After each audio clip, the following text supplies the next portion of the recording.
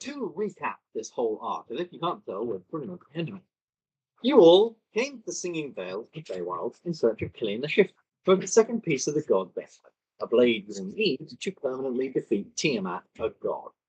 Upon coming to the Feywild, he found that Killian was no longer the Archfey of the Singing Vale, as his crown had been stolen, called the Mother. He told you that it would be very difficult for him to give you the piece of God's Bane without the crown, and so you were tasked with going to fetch it.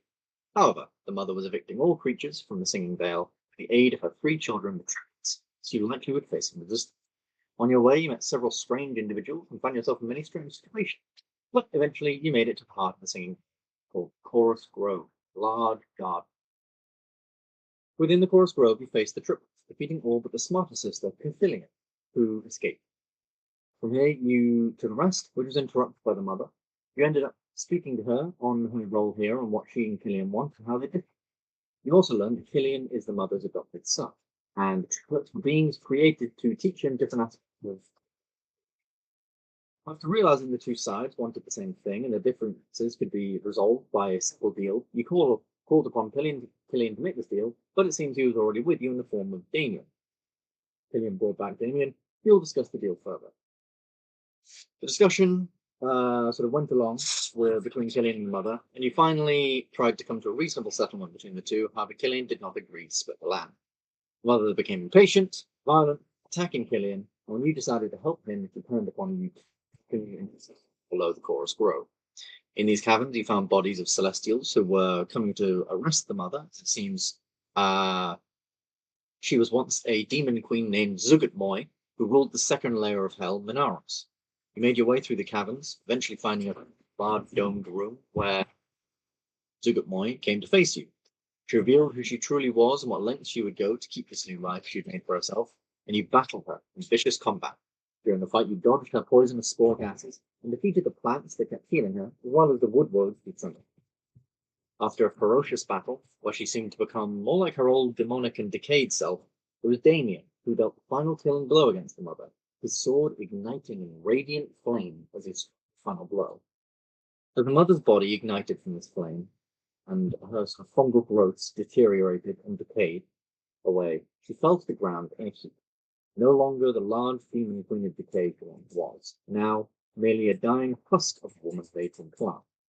She lays before you, beside her crown did sort of fall out of her head on the floor,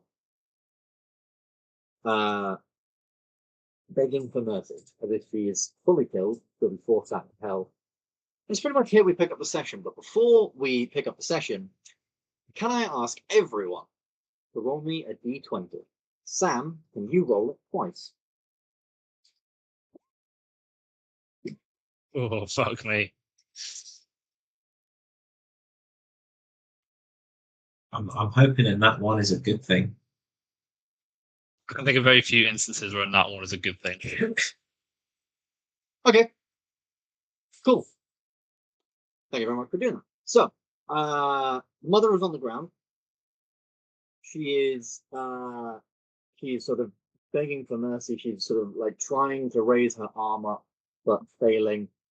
If you remember, I sort of said she kind of looks like Voldemort when he's in that like green sequence from the final Harry Potter movie where there's a white train station at Dumbledore, and you see like Voldemort underneath the chair, and he's all like small and withered and skinny and horrible. That's pretty much what the Mother looks like, but she's made like sort of like fungal matter.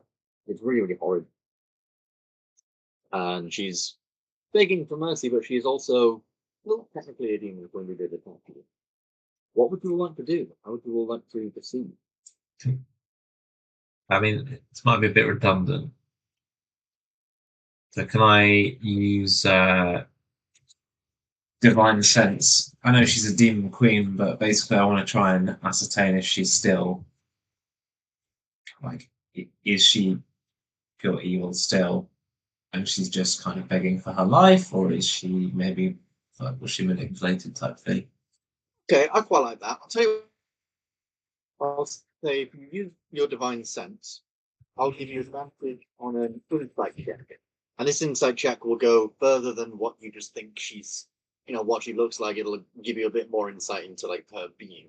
But I quite like that. That's quite a great use of Divine Sense. I like that. Oh. Yeah. At 23, so you begin using your divine sense, and you look down upon the mother, and obviously you sense she's a demon. She is a very, very powerful demon. But you can sense there is confliction in her. She's been in the Feywild so long that she has sort of become Seth. And with that 23 insight and this sort of knowledge and what you've seen around her, you do somewhat get the sense that she is desperate to stay here and not go back. She genuinely wants to stay here. She genuinely does not want to die and go back to hell because of, you think, a certain affection for this part of herself, this Fey part of herself. She's found a new home. For whatever reason, she hated hell, and she's come here and she's found a new home here. And yes, she very much, pretty much it. She's not trying to fool you. This is not some demonic trick. You think she is genuinely just begging for her life. She doesn't want to go back to hell. Yeah, I'll just relay that to my comrades. Slowly edge slightly more towards a the Communist Party as we've gone along. And I'll maybe suggest that maybe we show mercy on the conditions that she swears to only use her powers for good, etc. And bring down divine justice if she wavers. We could try intimidating her, but she came here to start fresh and somehow still ended up causing horrible things to happen in tense situations. True. However, she has just got slapped on pretty hard. Yeah, but she seemed the most willing to compromise. If we didn't need anything from Killian, I would have been inclined to side with her. The only reason. But Killian doesn't have a long list of dead things, as far as we know. She does speak up to her own sort of benefit. She's been trying to sort of say stuff, but she's been too tired and weak to sort of say anything for a little while. But she does eventually sort of bring herself to say, "Oh, paladins, I don't know if it'll weigh in my favor, but I have information. It's the demon queen. They traveled all throughout the hills. They know many things I could. As a bargain for mercy. Things that will help my cause. Anything to spare me." She then sort of coughs. I mean, she coughs almost like black sort of violence. Sort of like pulled out of her mouth for a second, and she falls back. Even just speaking in that moment was way, way too much effort than she had inside of her. And she almost becomes faint, but she just about managed to hold herself down. So she says she had knowledge of the Demon Queen. Is that what she said? She was a demon queen and therefore has a lot of knowledge that she could possibly offer them if that's something that will help her case and help her cause. She's just saying like that's on the table if that's something. What will we do if we let you go?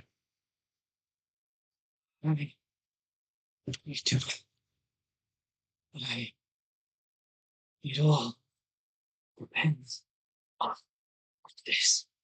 And she begins to reach out for the crown that's fallen next to her. Now, this crown is sort of like the just sort of like a sort of branch of branch of a sort of tree that's in like a circle, and then these like smaller sort of like twigs grow from the end of this all around.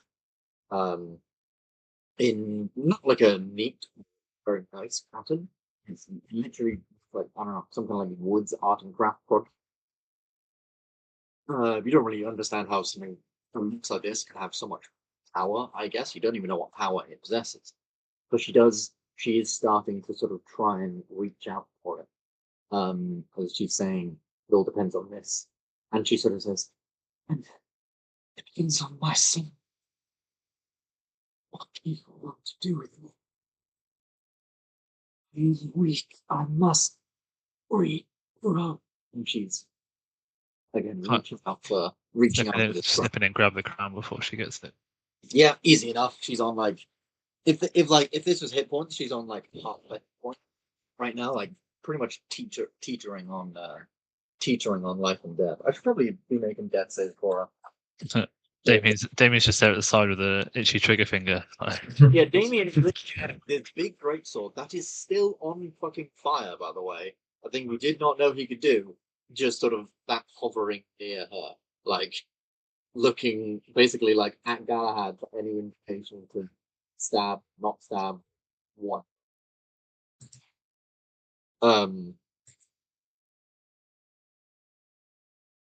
Yeah, enough. Take the crown away. Can I cancel my axe? Yeah. Just What would you like ask. to do? I'll just ask it if letting her go is in any way a sensible decision. Your axe says she has abused magic. She has used her magic and her abilities to remove those who dwell. Killian said the people hid in this place, in this valley, away from a wall that extends outside these borders.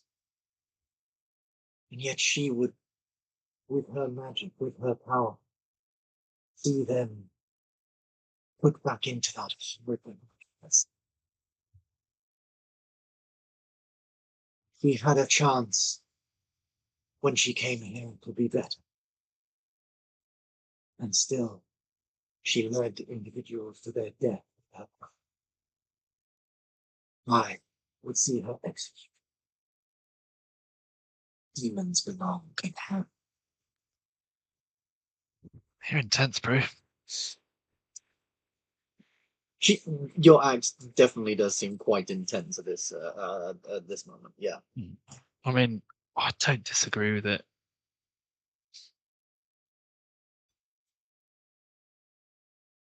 I think we should have a vote. That's probably the most democratic thing to do here. All in favour of that?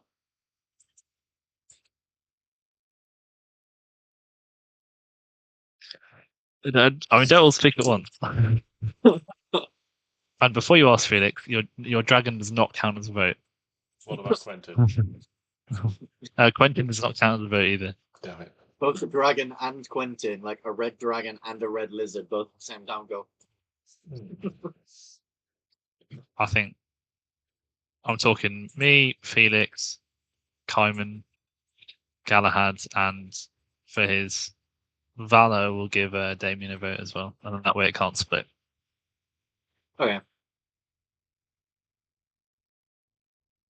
Because there's no right answer here. There's just the answer that we choose to go with. I'll start. I think we should kill her. Yeah, Damien just sort of says, okay, everyone put your hand up if you want to kill her. Damien puts his hand up. Damien does not put his hand up. Damien does not put his hand up.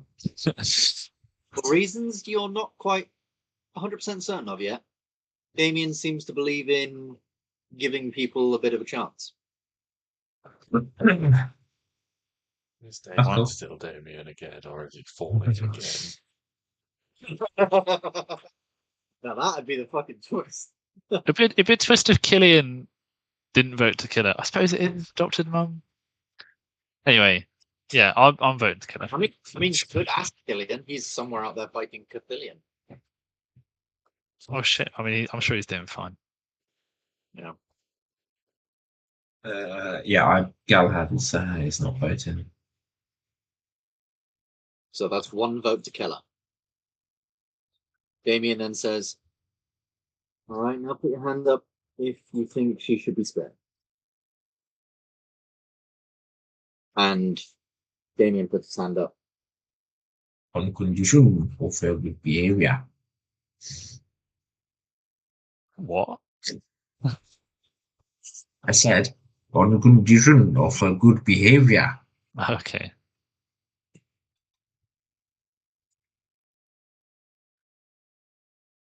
Has everyone voted? Kaiman, Yes. what are you voting?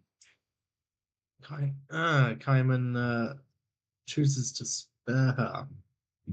Okay. And Felix? Simon doesn't like salad. If this had been a giant mud crab, that thing would have that thing would be over the fire right now. If she was a mammal, boom. Got a barbecue. Why is my mouth freaking?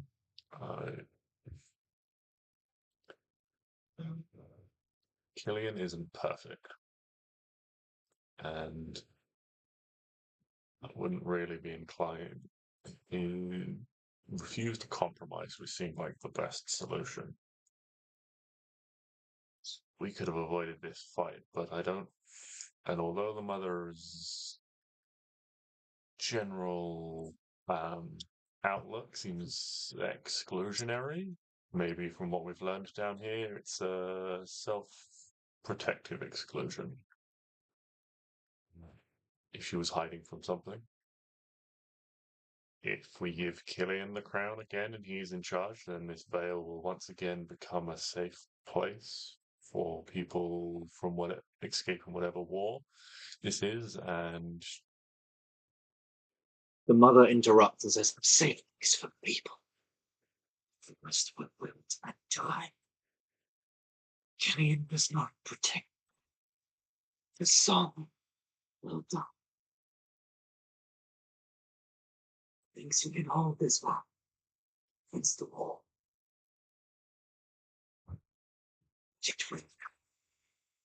He is not strong enough to protect people, the plants, anything.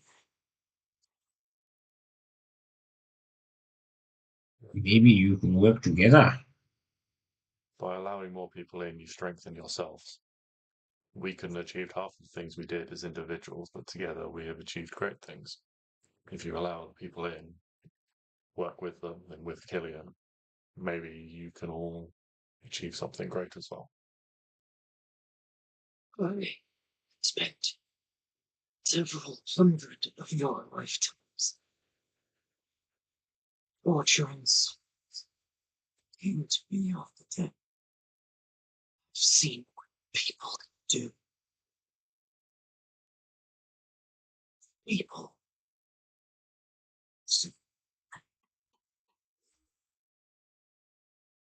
They don't save his place. That's why I wish to fix it. Why I wish to be alone. People are what is wrong with everything. I just wanted my own slice of somewhere to be alone with what I found beautiful. I let in wonders, gave them unpleasant homes. What is it? She coughs again, and this time she sort of coughs, but falls unconscious. She just falls, eyes shut.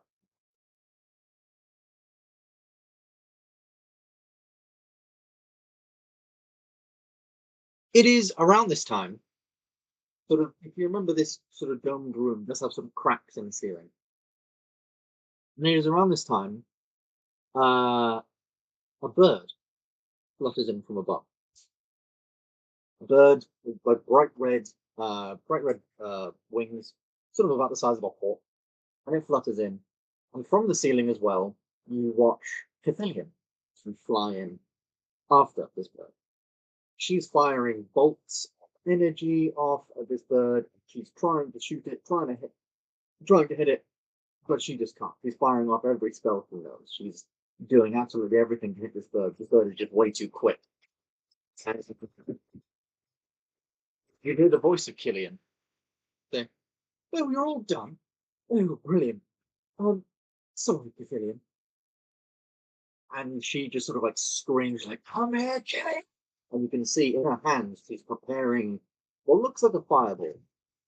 And she prepares this in her hand, and it begins to sort of grow and grow in her hands as she prepares to throw it out.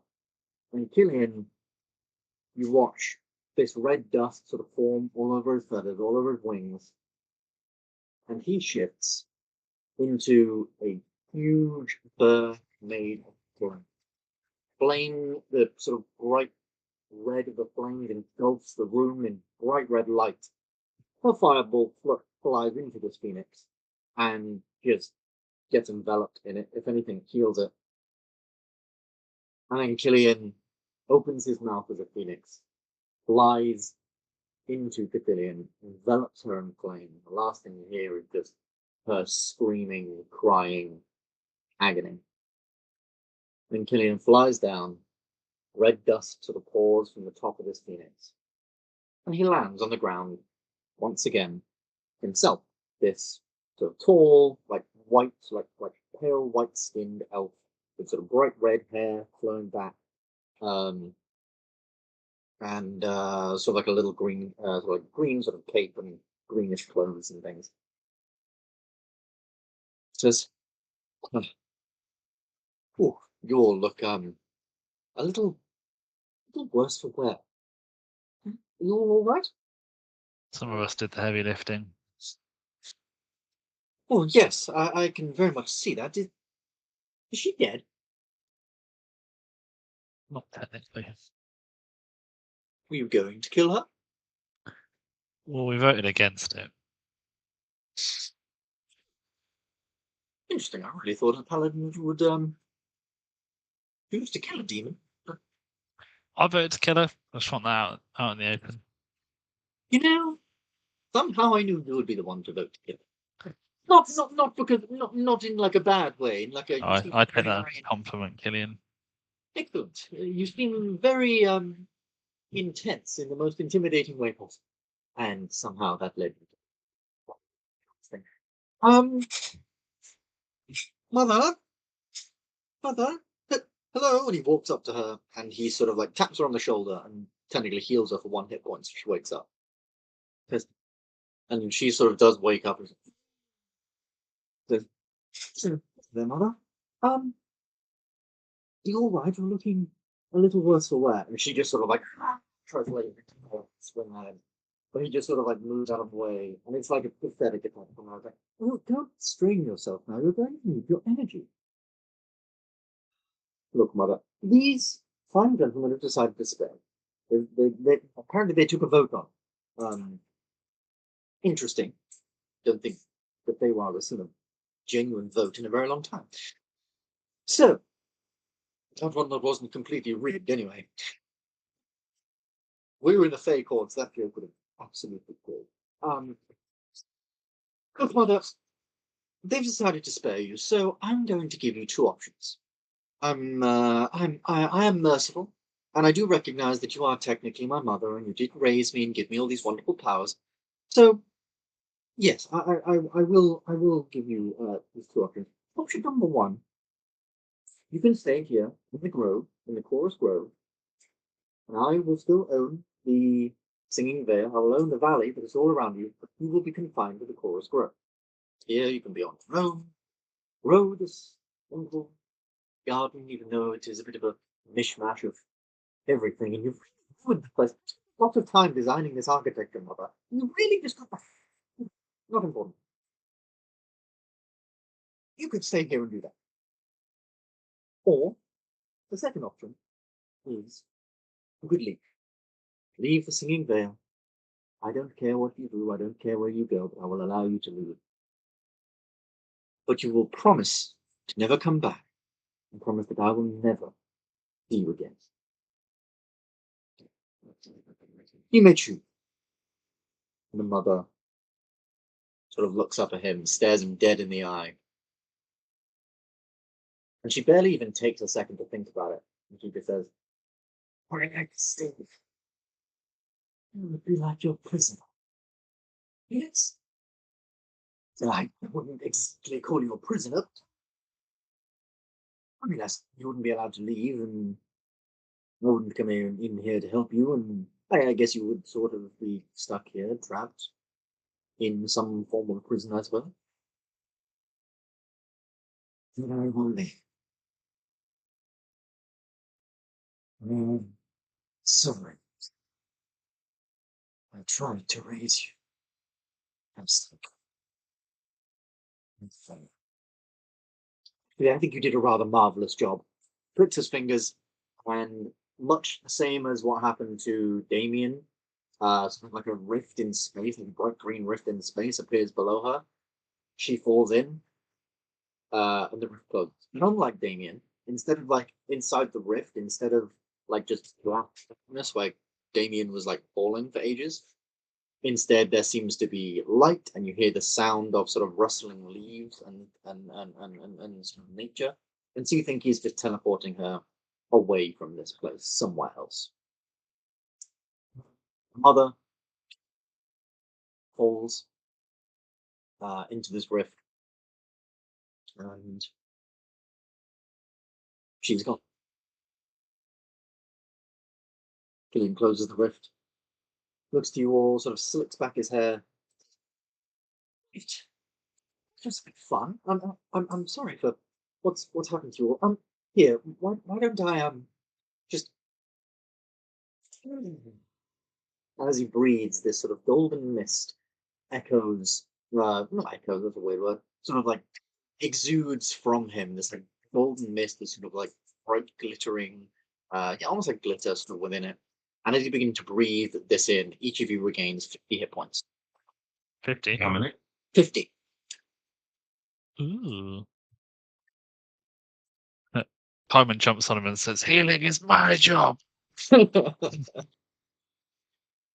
I will hold up the crown and just say, I believe we still have a little bit of a trade to do.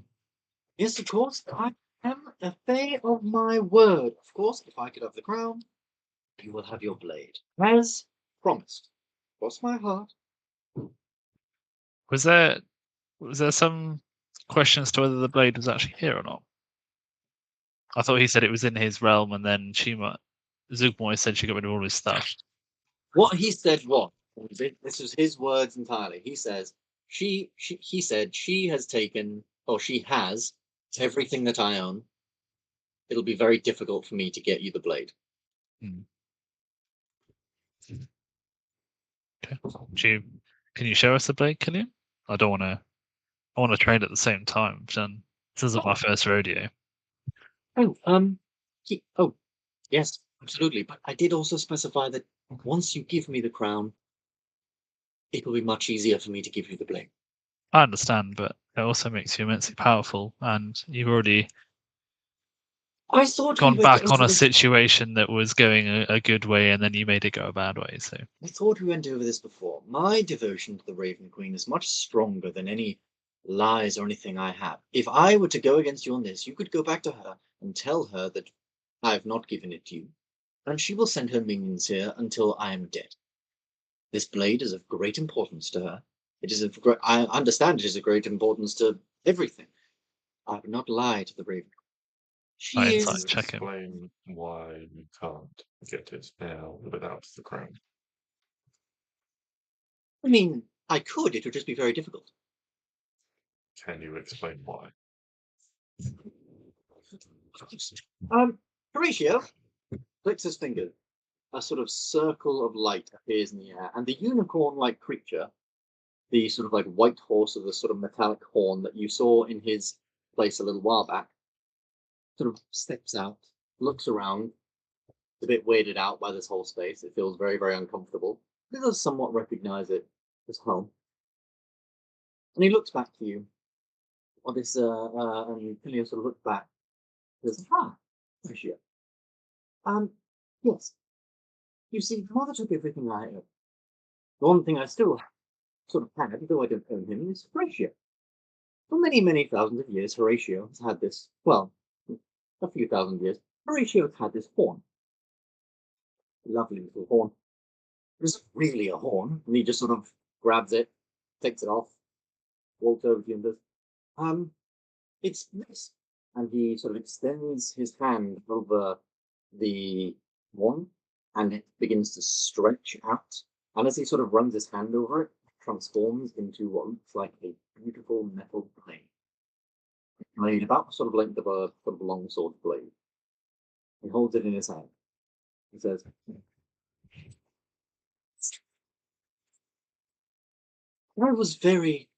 am still very upset about what happened between me and the mother. Everything changed.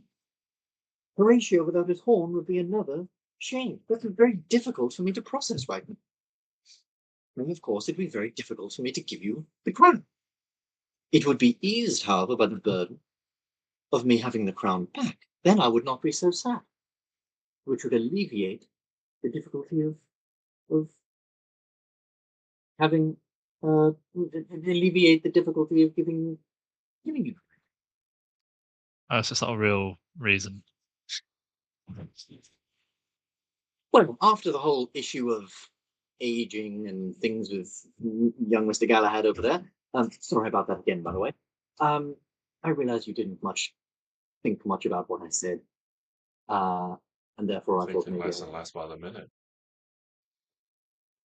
yes, you didn't quite think about what I said, and so I thought, well, we could both benefit. You could get the blade, and I could get what I want back, and the Raven Queen's ally could have his domain. It would be a win-win-win situation for all of us. And all defeated Queen. Go home. You only story worth telling. Saying that your stories aren't worth telling. You, from what the Raven Queen told me a few days ago, a while ago now, you were all very capable warriors. She said that you defeated some Lich Queen or something. She told me. It was fabulous.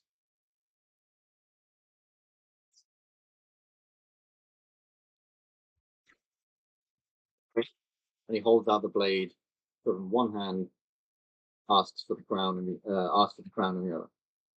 To finish this deal, which we did make in good faith.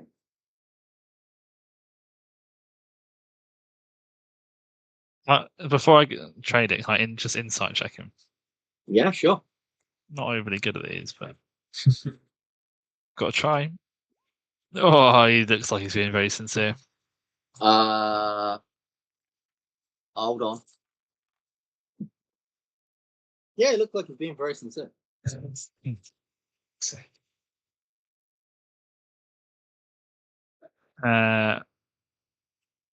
Probably look at Felix, he's my friend, and just sort of nod at him. See if he nods back. Okay, so Griffin's asking me, I would like to make an insight check as well then, please. Do better. Oh.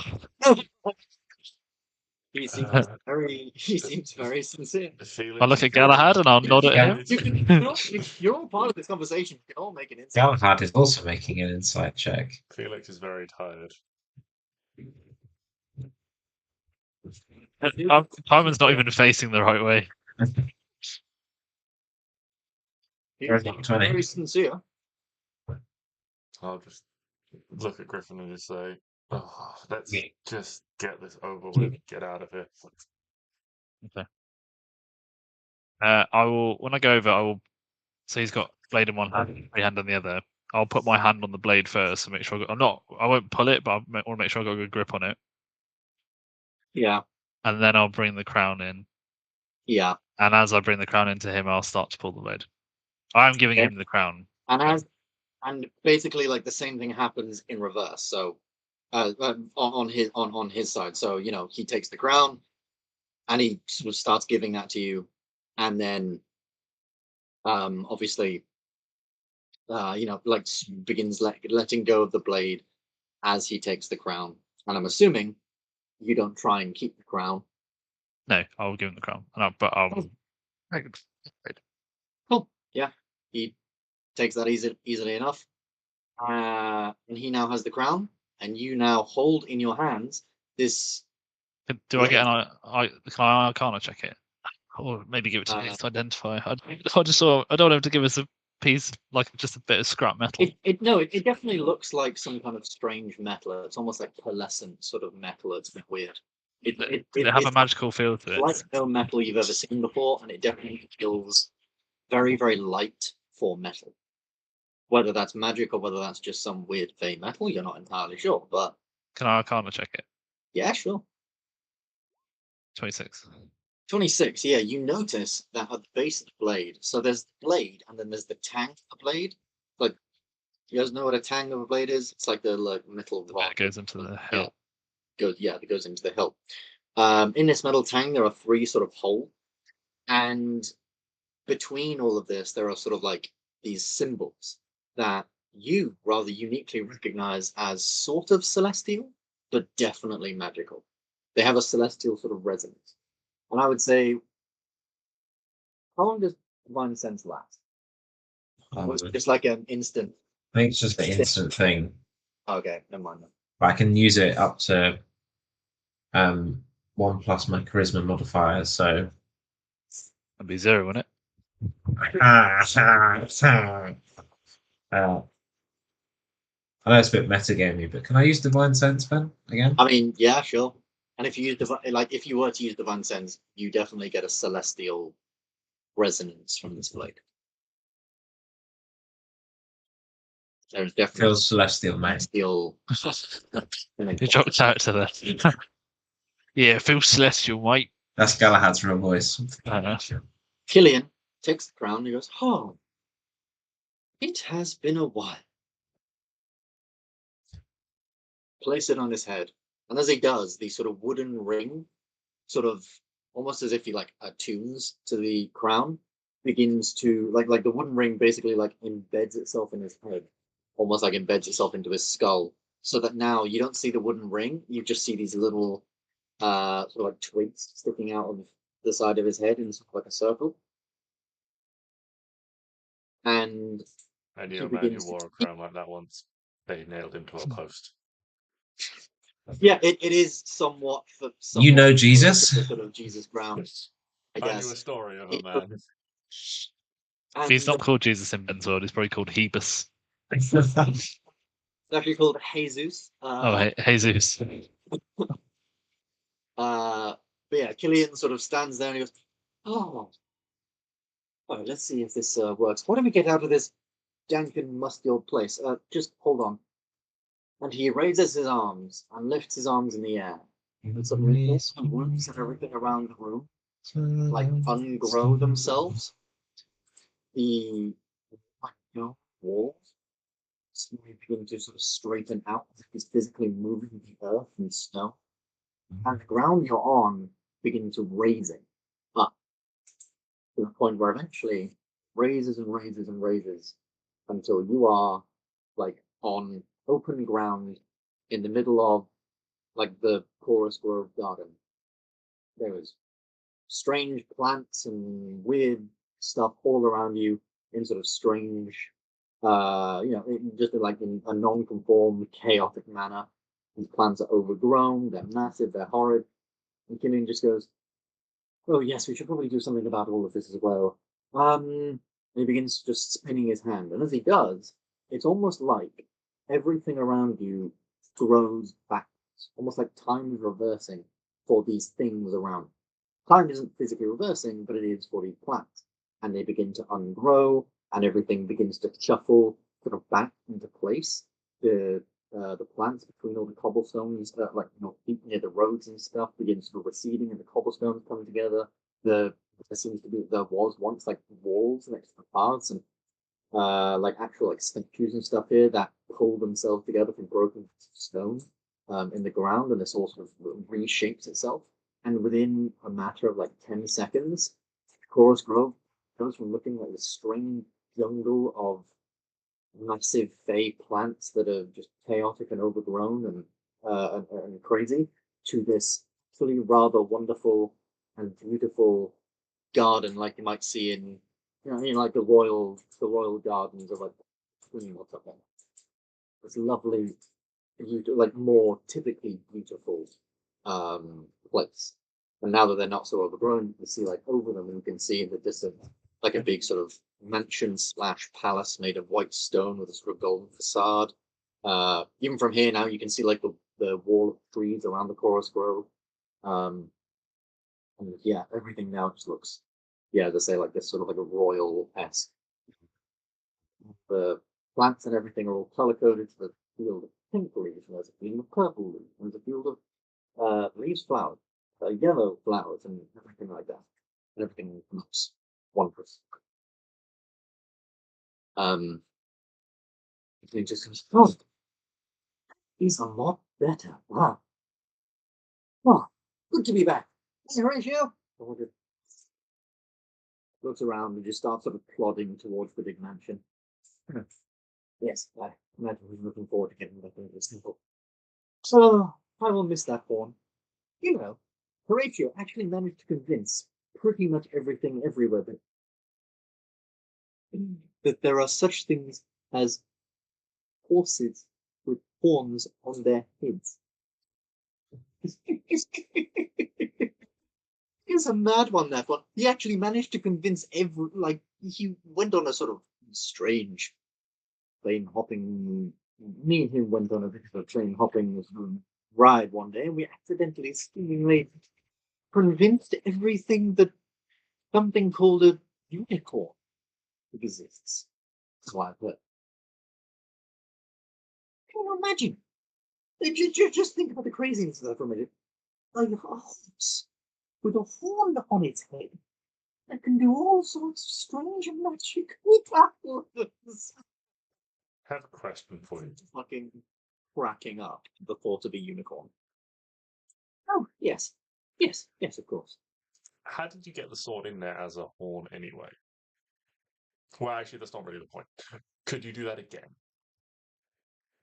Remember Killian the Shifter? I can shift anything into anything else if I wanted to. Aye. Why pretty don't simple. you just do it again if you miss the horn so fucking much? So we need the sword, bro. His eyes widen. Not with our sword, with a completely different sword. His eyes widen and he shifts his form so that his face becomes bigger to make room for his massive eyes now. And then he sort of looks back down at you and you, Master Felix, are amazing. So much so that I would like to give you some of these. And he pulls out of his pocket a small pouch, throws them over to you. And when you look inside, you can see 3 blue, like, this is like a big pouch he's given you. So 1 large blue fey crystal, 1 medium blue fey crystal, 1 small blue fey crystal, and also 1 medium red crystal. So 1 large, medium, small blue crystal, 1 medium red crystal.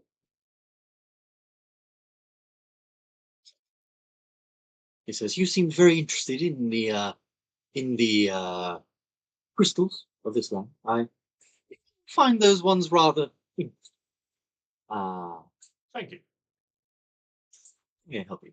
And to the rest of you, I'm aware I've done a little bit of trickery in all of this. Not really trickery. I would just call it misguidance. And so I would like to offer you this." And he sort of summons in his hand what looks like a sort of marble teardrop, a sort of teardrop shape made of marble, with lots of like fey inscription gilded in gold, sort of, And he offers it to you. He says, "This is a token of 1 favor. Whisper into it and I will hear it. I will be at your service, that's good. You've done so much for me. You've given me back my home. You've allowed all my people to be safe and free from the wars of the Seelie and Unseelie outside. Take this, and I hope it mends some, at least, of whatever you might think of. And just for you guys, note this is a token of the Archfey. This allows you to. It basically works as a divine intervention, but instead of divine intervention from a god, it's from an Archfey. So, like 100, like you don't have to roll for it. It is a guaranteed success divine intervention. One-time use for a favor that he can give. Nice. Who's writing that? Yeah. Yeah. Pretty strong thing. But you can see on his face, like some of you are proficiency in insight.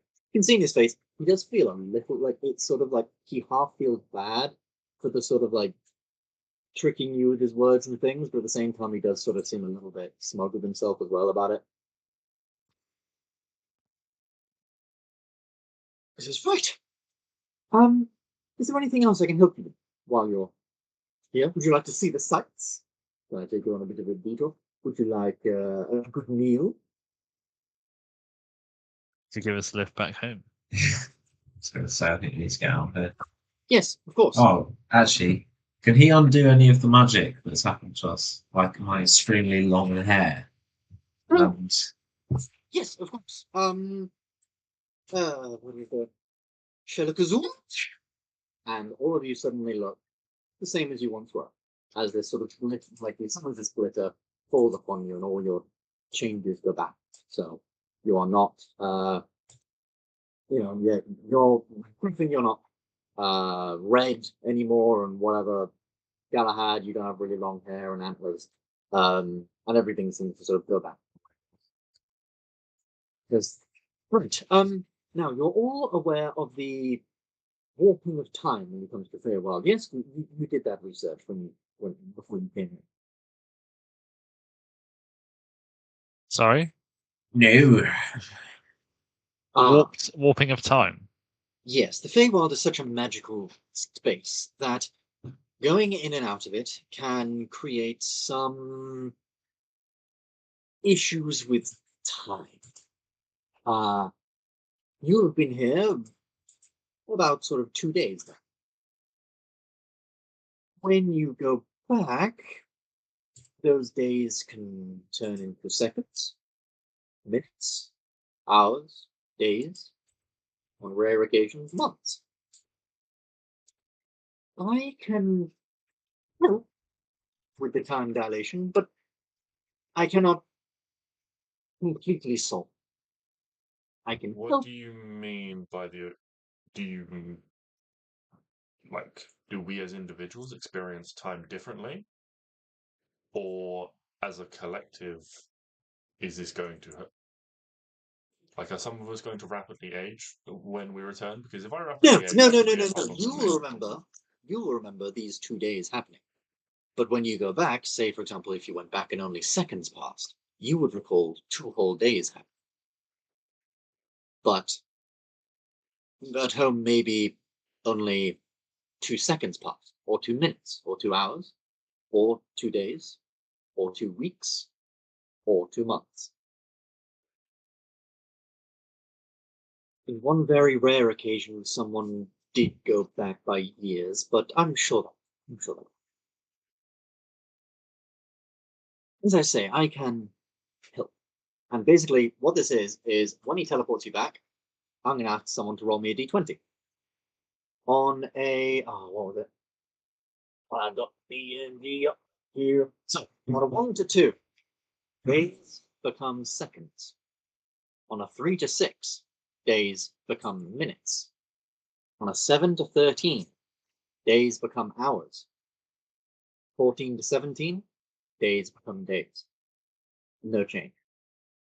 18 to 19, days become weeks. 20, days become months. So if we roll a 20, it would have been here for 2 months. Yes. It'll be 2 months gone when we go back. Okay. I mean, odds are in our favour, but May any of the odds be ever in your favour. we might go back to just a scorched earth. And he is basically he can help, so he will give you disadvantage on the roll. So you roll twice and choose the result. Okay. He says, "Do you want to go to Old Queenie, or would you like to just go home? What was the first thing you said? Would you like to go to old Dark Feathers Queenie, or would you like to go?"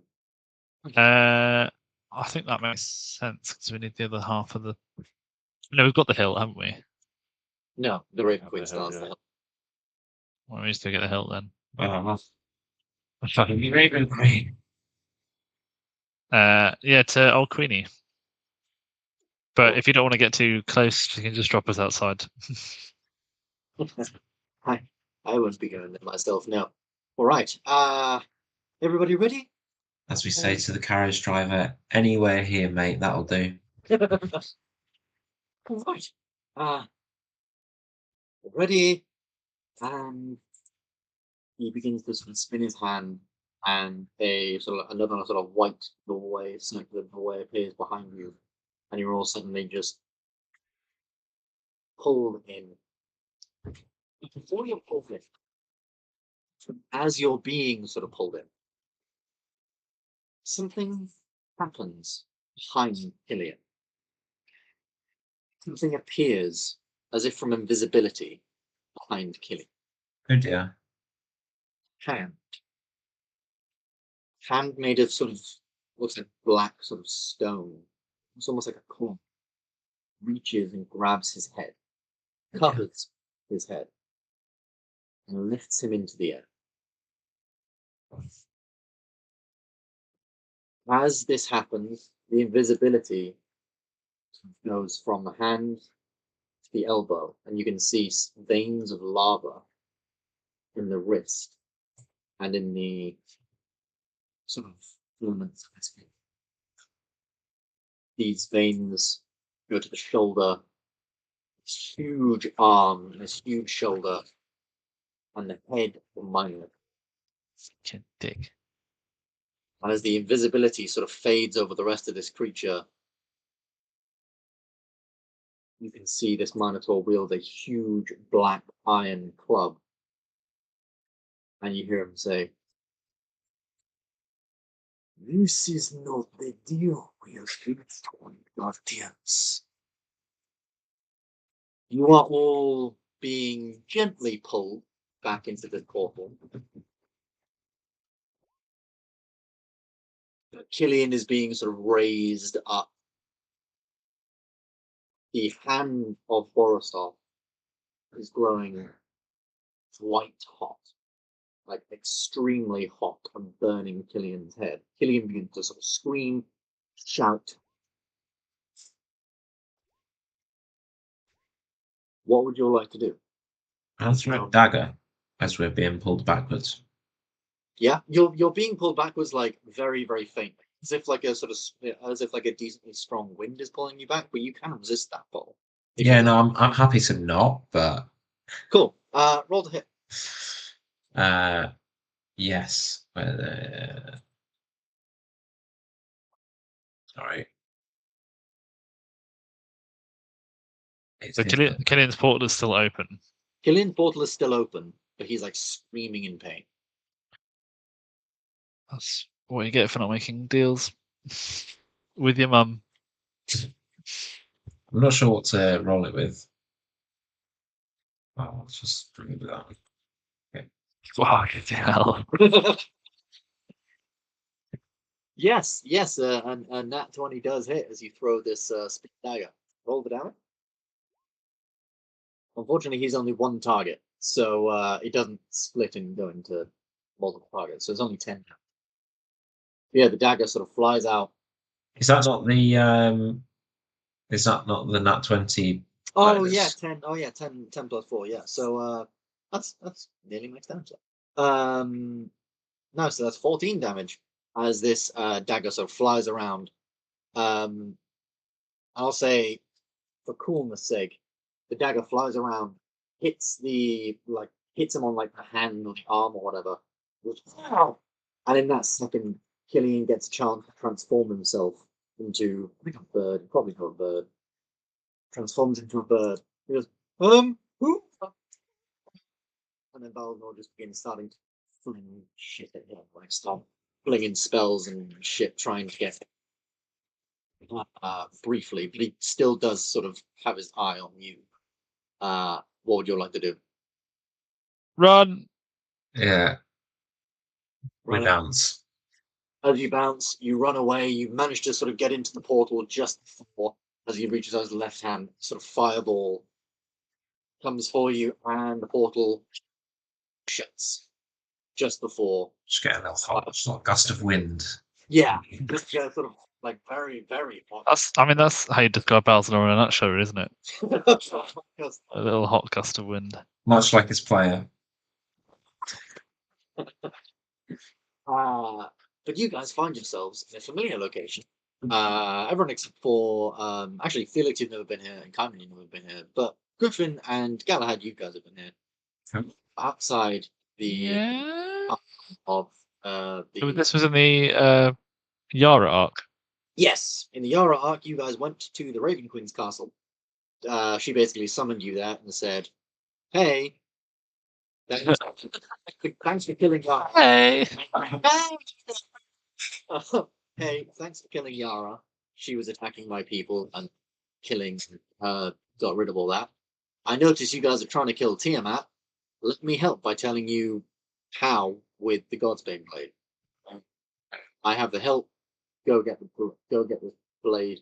Come back here. We can rebuild it. Also bring a really good lamp. Luckily, you have one. But yes, you guys all appear outside the front of the Raven Queen's castle immediately. A bunch of guards. A bunch of like guards outside the castle, like these Shadarkai, these like very, very pale elves, sort of just like run towards you with blades on the sheath, and they just sort of like start charging towards you. But one of them says, wait, stop! I recognize those two. Yes, the Raven Queen will want to see them. I brought them here before. And as he takes off his helmet, you recognize the person that brought you here originally, called Hugin. Boss man.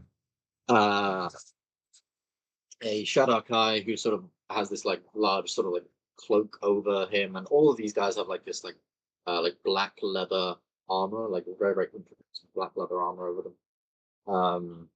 Says, come, I will I'm assuming you're here to see the Raven Queen. People do not generally show up to her castle unannounced. You are here to see her, I presume? Yes. Yes, we come from Killian the Shifter. I do not here, know really? who that is, but Or did he not come through the portal? Did he just fly off? he just flew off. He didn't come through the He portal. didn't okay. want to see the Raven Queen. Big old coward. Yeah, pretty much. Big old Cool. dumb coward that can put a fucking horn on a horse apparently and make it a unicorn, but doesn't realise he can do it again. Didn't think that far. I'm so mad because when we met Killian, I was in two minds. I'm like, do I investigate the purple crystal and see if I can weaponize it, or do I talk to this fucking unicorn who seems weird? And I went Yeah, with the not crystal. not gonna lie. Do you mean the horse? With that, so I never specifically said it was a unicorn. I only said unicorn-like being. Also, yeah, if you'd have, the thing about that arc is, if you'd have sort of thought, wait, he's saying it's very difficult for him to get it. What if, like, can you just give it to us even though it's difficult? He would have been obliged to say yes. There was a way you could have skipped that arc. I agree with what Luke's saying in the chat. This technicality. Oh my god, I can't believe you didn't notice. No. It was obviously the faith thing. I'm praying none of you noticed that you. When you said difficult, he just meant like emotionally difficult. Yeah, I just want to say that I never said it was a unicorn. Like a unicorn-like being. I'm sorry. No, fair play, Ben. That's quite cool. That is the technicality. I'm just bitter that it was under our noses the whole time. I'm just being miffed that we've wasted the last 3 weeks. We fought 4 bosses that we didn't have to fight if we just grabbed this unicorn's horn. That's got to be like a triple level up though. So level If you'd 20, have here just we said- come. If you'd have just asked him, why would it be difficult? I'm gonna be honest with you, Ben. That's really After impolite. 1 or 2 sentences, I was sick of talking to this guy. And that is entirely fair, because as he was Alfie Vivalence being a synonym for Killian, He was Alfie. He said he told you a second ago after what happened with Galahad and the names. He admitted to you guys that he was Alfie. Ah, And he said, sorry about that again, by the way, Galahad. I just went. Yeah. Oh, I missed that. Yeah. Oh, he's an annoying wanker. There's only You guys are all raring to go to the Feywild again, right? there's actually 5 people in the entire Fey realm. Well, we Yeah, killed 4 3 of of them we killed Killian. 4 of them. Yeah. To be fair, as just a quick aside before we go on break, I was sort of talking to Chantel, and she sort of helped me with this arc a little bit with the story and the sort of Fey stuff. And one of the ideas I led with for a while was that everyone you would meet in the Feywild would have been Killian. That was one of the ideas I almost went with, was that you were going to meet people through like the Feywild and travel to meet Killian and stuff, and every single one of them was going to be Killian. And in the final thing, you'd fight Killian, and in the end, he would just be like, "Oh no, okay, I give up. I'm actually Killian. Not this big horrible monster you're trying to get." But then I was like, "Nah, it doesn't really make sense." That was a fun idea. Anyway, I think now is probably a pretty good time to take a real quick break, real quick time. But also, congrats, guys! You're level 17. What'd you get at level 17? I don't know. All of you guys get different stuff, but I'll tell you what some of the spellcasters get. So Ryan, you now get 9th level spells. So does Glyndon, Doc, and Nevada all get 9th level spells. They're Does all Balzamor. leveling up too. Technically, Balzamor also does. But yes, congratulations, you guys have leveled up. Does all of your Mazzy characters. get a personality at level 17? Oh, also, I completely forgot to talk about it, but we never did it. Can someone roll me a d20, please? For the time, Gally. Time whopping. Actually, roll me 2 d20. Maybe. One for this. Oh, neither of them are good. It's been 84 What years. were those D20s at the start for? The d20s at the start was scrying by Balzamor to see if the only one that mattered was the one on Sam, who was Griffin. Because he wanted to see where the Guardians were. Most of the Guardians are in the capital doing research and whatever the fuck they're doing. But one of them was in the Feywild, specifically not going after Miss Hand and I and like Vecna, which you agreed upon with Tiamat. So we definitely failed that scrying save then. You did. Other people didn't. But you did. Yes. So, congrats, guys. Days. Wait. 10 seconds, 20 minutes. Hours. It's weeks, isn't it? Days become days. Oh, Perfect. that's all right then. 14 to 17, days become days. What a shame. You We were did. gone 2 days. I was really hoping some weird timey-wimey shit was going to happen. There we go. Anyway, so I will Wibbly see wobbly, you guys timey-wimey. after the break, and we will continue with this bit, and we'll do a little bit of leveling up, and we'll take it fairly chill for the rest of the session, and see what you guys want to do. Do you guys in 5 minutes?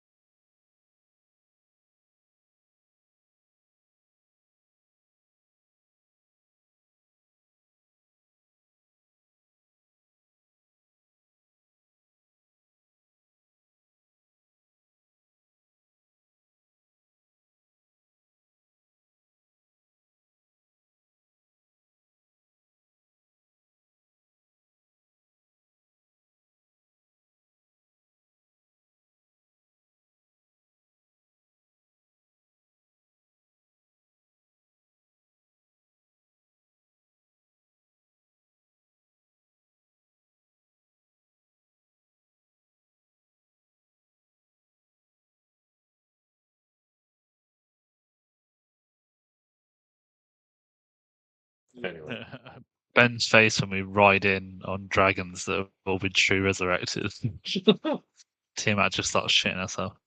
Sure, ride into a Hey. dragon god on dragons. I'm sure that won't have any effect, will it? It's poetic, isn't it? It is poetic. he's not the god of all dragons. He's the god of chromatic dragons. Yeah. Okay, what so Ronald just- Campbell would let's- be. Well, that's a bit shitty then. Who's the god of the non-chromatic dragons? So you've got Bahamut, the one Tiamat is Oh yeah, the Are crystal dragons a Mag. thing in your world, Ben? Or what? Gem dragons? yes, but only in the back alleys of the capital. that would be for your character to roll and see if they know about them. They're not a very well known thing. I'll say that much. No, that was an above the table question. But I will say this: there is the potential at some point in this campaign for that to change quite drastically, and that's all I'll say. But we'll get Chantel was a back- Moonstone Dragon Ball, wasn't she? She was. That was weird. But anyway, so you guys are in front of the Raven Queen's castle in the Shadowfell.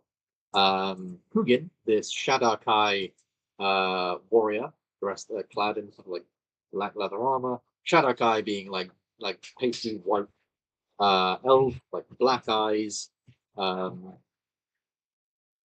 like really pointy ears, even for elves. They're generally taller, generally like a bit thinner, but very, very lean. They've all sorts of special abilities. Is still in front of you and is leading you towards the Raven Queen. Most of you have seen, well, half of you have seen the inside of the Raven Queen's castle before, but for those who haven't, it is, as I said before, a huge castle with rooms the size that even giants would like take in their size. Like even giants would be a gob at the size of these rooms. And they're held from pillars. In front of these pillars are small sort of glass boxes with strange things inside them. Some of the things are weapons, some armor, some's any random item. And it does seem to be a really random item. As you get close to these items and as you walk past them, you can almost hear the memories these items have. You walk past a suit of armor and you can hear the sound of that. You walk past a hammer and you can hear the sound of a blacksmith's forge. You walk past a tankard with the uproarious laughter of a cannon. You make your way through several of these halls until eventually you get towards the end of her castle. And towards the rear end of the castle, you pass through sort of like an outside yard into the sort of rear section of the castle, and you head down this huge spiral staircase that surrounds a gargantuan statue of Raven Queen herself. As you go down, you end up in this very large room with a black tree center. On this black tree are not are not leaves, ravens, lots of black ravens covering this tree. So many that it almost looks like all these ravens' feathers are like leaves on the branches. It's crazy how many there are. And as you appear, several of them fly down, spin around each other, and form into the form of a female. She is almost formless in that she is just this almost like very like light hourglass figure, but you don't really see arms or like legs. It's almost like she's sort of covered in this like, you know, she wears this like long black dress, and at her head is a sort of like veil, and her face is not really a face at all. It's just a white porcelain mask. As you enter, and she forms like this, she says, "I see you have returned. I assume you have brought me Blade of Godsbane, correct?" Hold up. Yes. Excellent. Do you wish to form the blade soon? You all look rather tired, and some of you look damaged.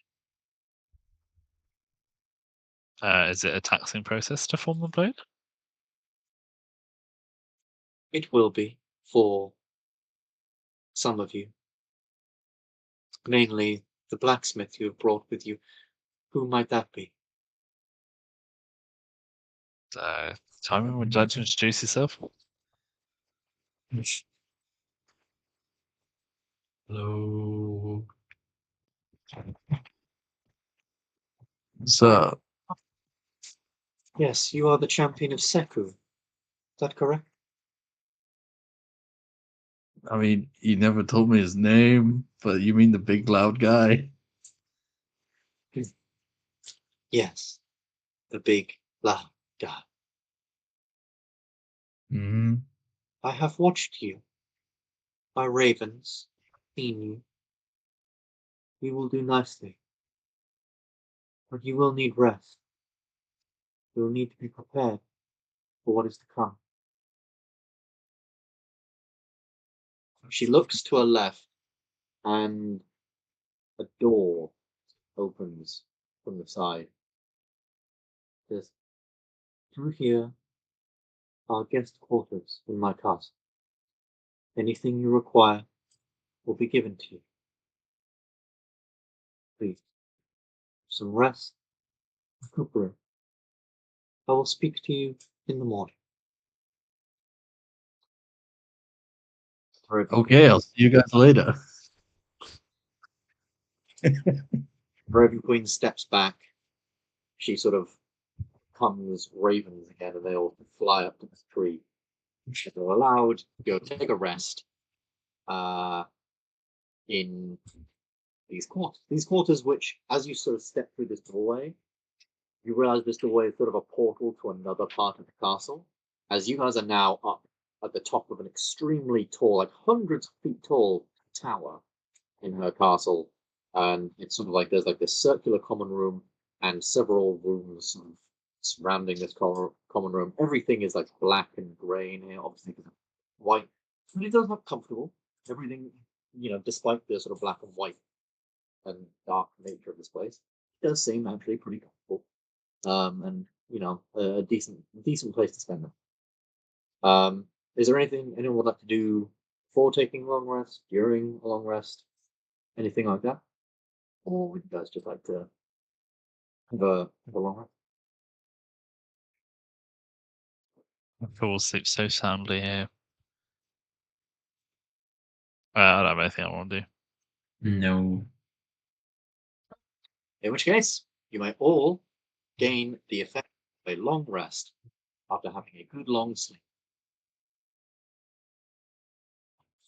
Can everyone roll me a wisdom saving throw as they fall asleep?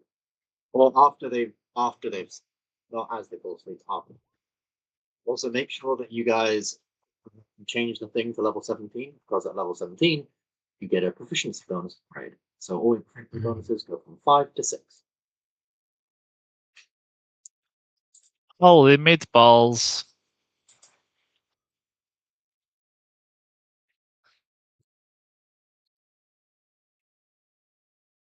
Was Gond the smithing god? No, He your god said- is Seku. Yeah. Seku, your mum. Not even funny. That's why it's funny. 'Cause it's just not funny.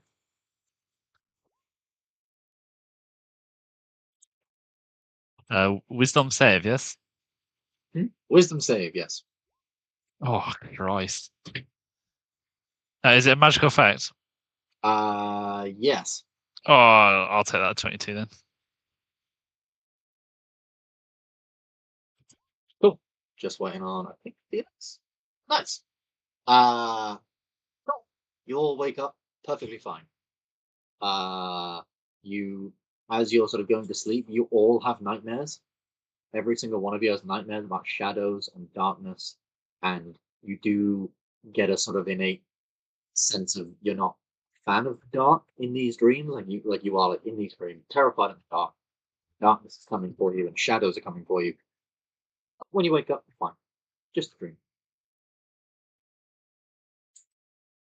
As you wake up, one final thing, anything anyone wants to do before seeing the Raven Queen, or are you all good and ready to go? Yeah, I've just taken a bit of like scrap that I've got, for like tinkering and stuff with, Yeah. and sort of smoothed out the edges and rounded it over, enough to make sort of like a makeshift like torque, basically, that'll probably go around like Kaiman's wrist. And I've inscribed my fire rune on that, which will double his proficiency bonus for any tools that he uses while he wears this rune. So if he's doing blacksmithing, he'll get double his proficiency bonus on blacksmithing tools. So that's plus 12 already on blacksmithing tools. Shit. He's gonna bash that sword out in 5 minutes. I will, offer my aid, but seeing as Clement is going to be leading this, I will help, but I will give him this so that, like, him the one doing it mechanically, he has that bonus. Cool. Which means I don't have it for today. Cool. So you all leave the room and are If we're turning Kaiman into a tank, Okay. Can I cast Bless? Is that even useful? Maybe I'll just pipe out. I mean, that'll be useful when he does thing. Blesses.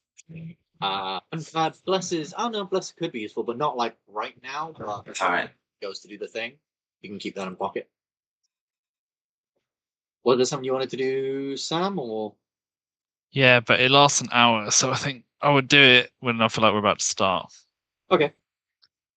You all head back down to the Raven Queen's hall, which is literally just like opening the door and going back through, and you appear in the Raven Queen's hall. And she once again sort of appears from these raven visions. She says, "I hope your stay was to your liking. Are you all ready to form the blade?" Yeah, how long is it going to take? Well, that depends on your friend here. Oh, fucking years then. It should not take too long. Come with me. And You know, big man, before you go in, I'm gonna warding bond with you. Oh, that's a good shout. So while you're within 60 feet of me, you gain +1 to your AC and saving throws, and you have resistance to all damage. but That comes at a cost to me, but don't worry about it. It's all good. that damage. Okay. Cool. Thanks. So what? That lasts for an hour, by the way, Ben. Okay, cool.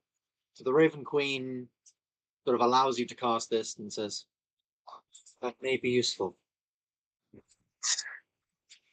Let us go." And suddenly all the ravens on this tree like fly towards you, spin around you faster and faster. You're enveloped in darkness suddenly. And then you hear somewhere different.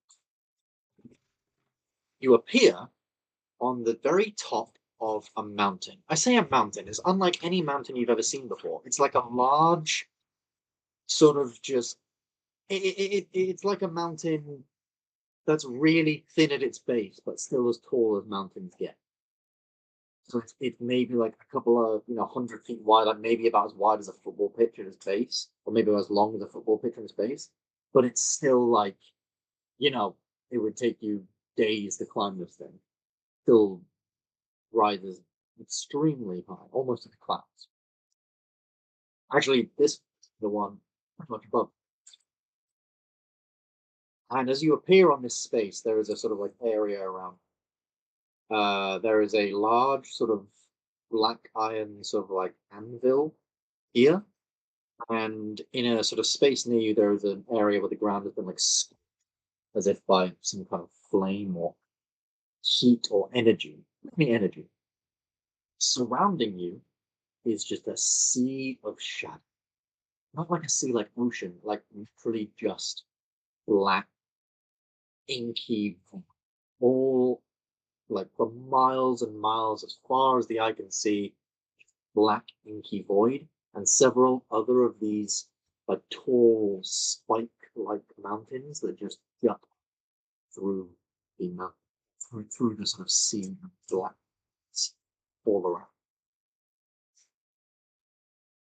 It is a very strange and very real place, and though none of you are, I mean, maybe some of you are afraid of heights, even just standing here, like, it is kind of crazy to take all this in. And in the extremely far distance, you can see a small pinprick of light that you think, well, the only other light you've seen in this place was the Raven Queen's Tower. Do you think maybe that could be the Raven Queen's Tower? Just this tiny, tiny pinprick of light, many, many hundreds of miles away. As you stand here, the Raven Queen says, "Fine. Are you able to form pieces of metal?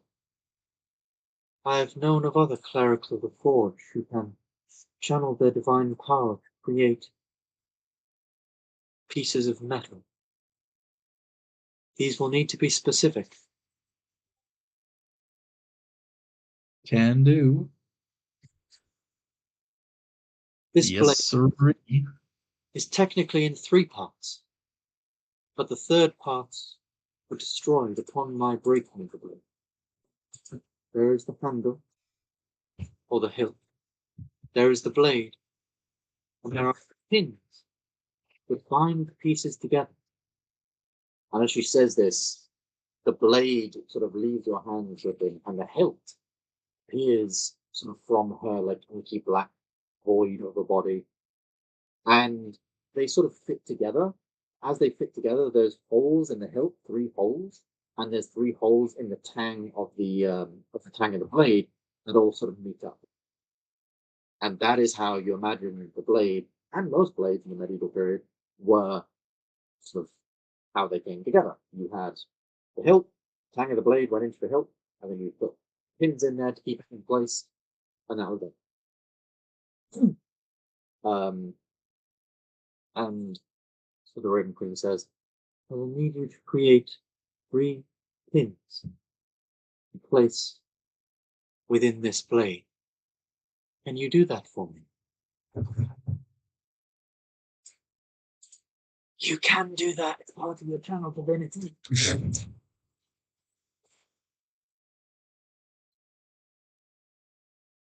I mean, I thought it talked about creation. Yeah.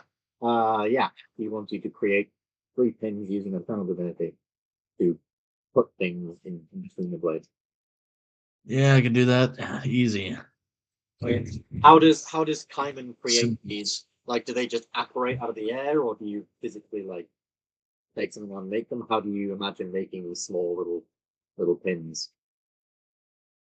It's like he thinks he remembers already having some, so he reaches in a pocket, and then he, like, when he's looking for them, he actually ends up making them with his channel divinity in the pocket, and then he finds them.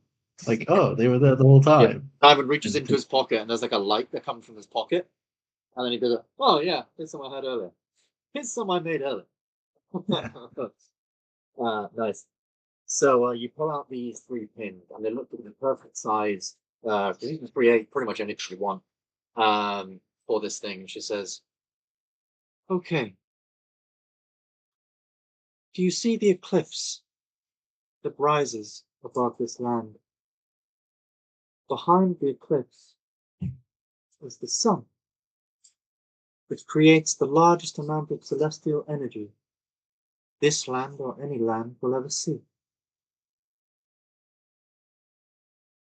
However, the sun is blocked by the moon.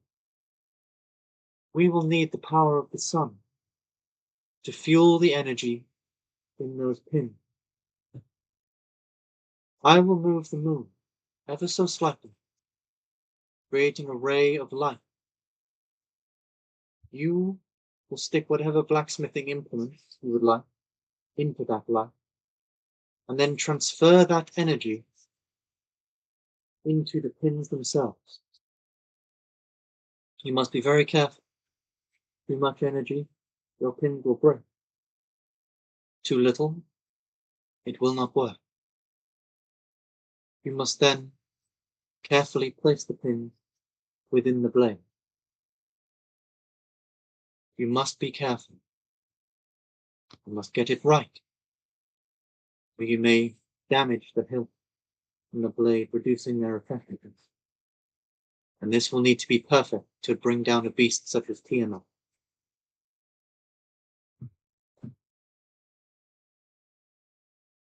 Okay, lady. I warn you, touching the energy of the sun, it will be painful. At that point, she doesn't say anything else. She just transforms into a raven and flies up into the air. You're all left on your own for a few minutes before, as you look up at the eclipse, you don't see the sun, you don't see the moon move. It moves so slightly. But the moon does move just that tiny bit. And a ray of light, of pure, bright, white, opaque light, shines down and slams into the ground next to you in this like 10-foot radius circle. If in a day to lick it. In this 10-foot radius circle, Already. energy was sort of like near this sort of anvil. And here's how this is going to work. Simon, you are going to need to put your hand, your smithing thing, in that energy to collect its power. You're then transferring that power into these pins you've created to put in. This is going to be a blacksmithing check.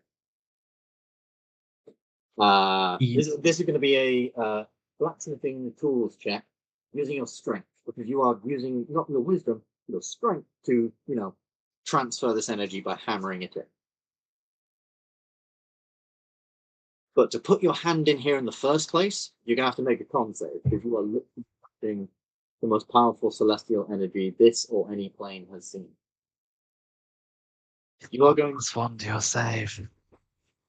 You are going to need 3 successes. Is this a good time to cast Bless? This is probably quite a good time to cast Bless. I cast Bless using my prayer beads. Fantastic. You're buffed to the 9s. Come on.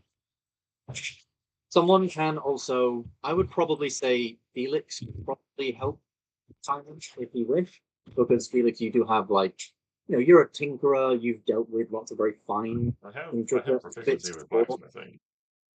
There we go. You can.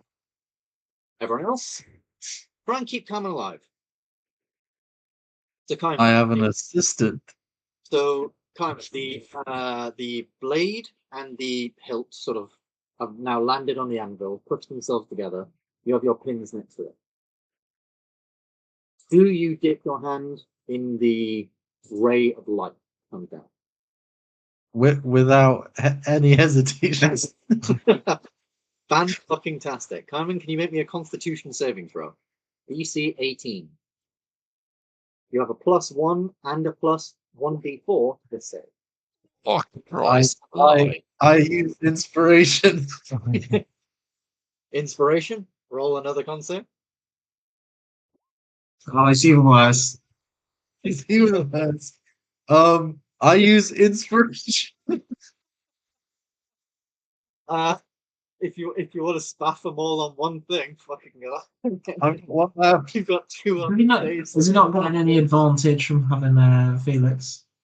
No, this is from dipping his hand in Okay. the ray of the sun. Okay, so he's got a 12 +1, but then plus what's the plus from Black? Plus the D4. Plus 1d4. Does he So get that's Oh, so you need- plus Griffin's bonus as d4. well?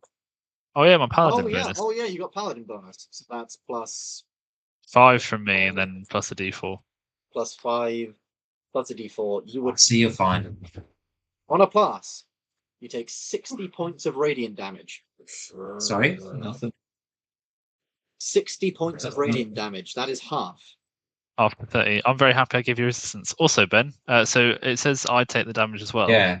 But I'm resistant to radiant damage, so I take 15. Oh. This damage bypasses all resistances. You are literally Fuck your nan. He is literally touching the fucking ray of the. Yeah, but I'm getting it like second hand. This is Can Galahad just step in? Because this is his thing. The sun. I Might as mean, yeah, for you, Galahad, you probably never felt like in this plane of darkness and shadow, you've never felt closer to your god than fucking ever right now, as there's literally a ray of your god like coming down. Yeah, it's crazy. Yeah, Carmen, you only take I 30. don't want to get all scientific, but most of the time we are literally being touched by rays of the sun. You are, but this is the plane of shadow where Right. this never touches. I know. And I'm it's- just being a dick. The sun works different. no different to normal. Is my Sorry. You're So absolutely Carmen, right, Luke. say you take 30 points of damage. Now can you make me a strength blacksmithing tools check? So just make a strength check and add 12. You have advantage. You need to beat a 25. You have beat a 25.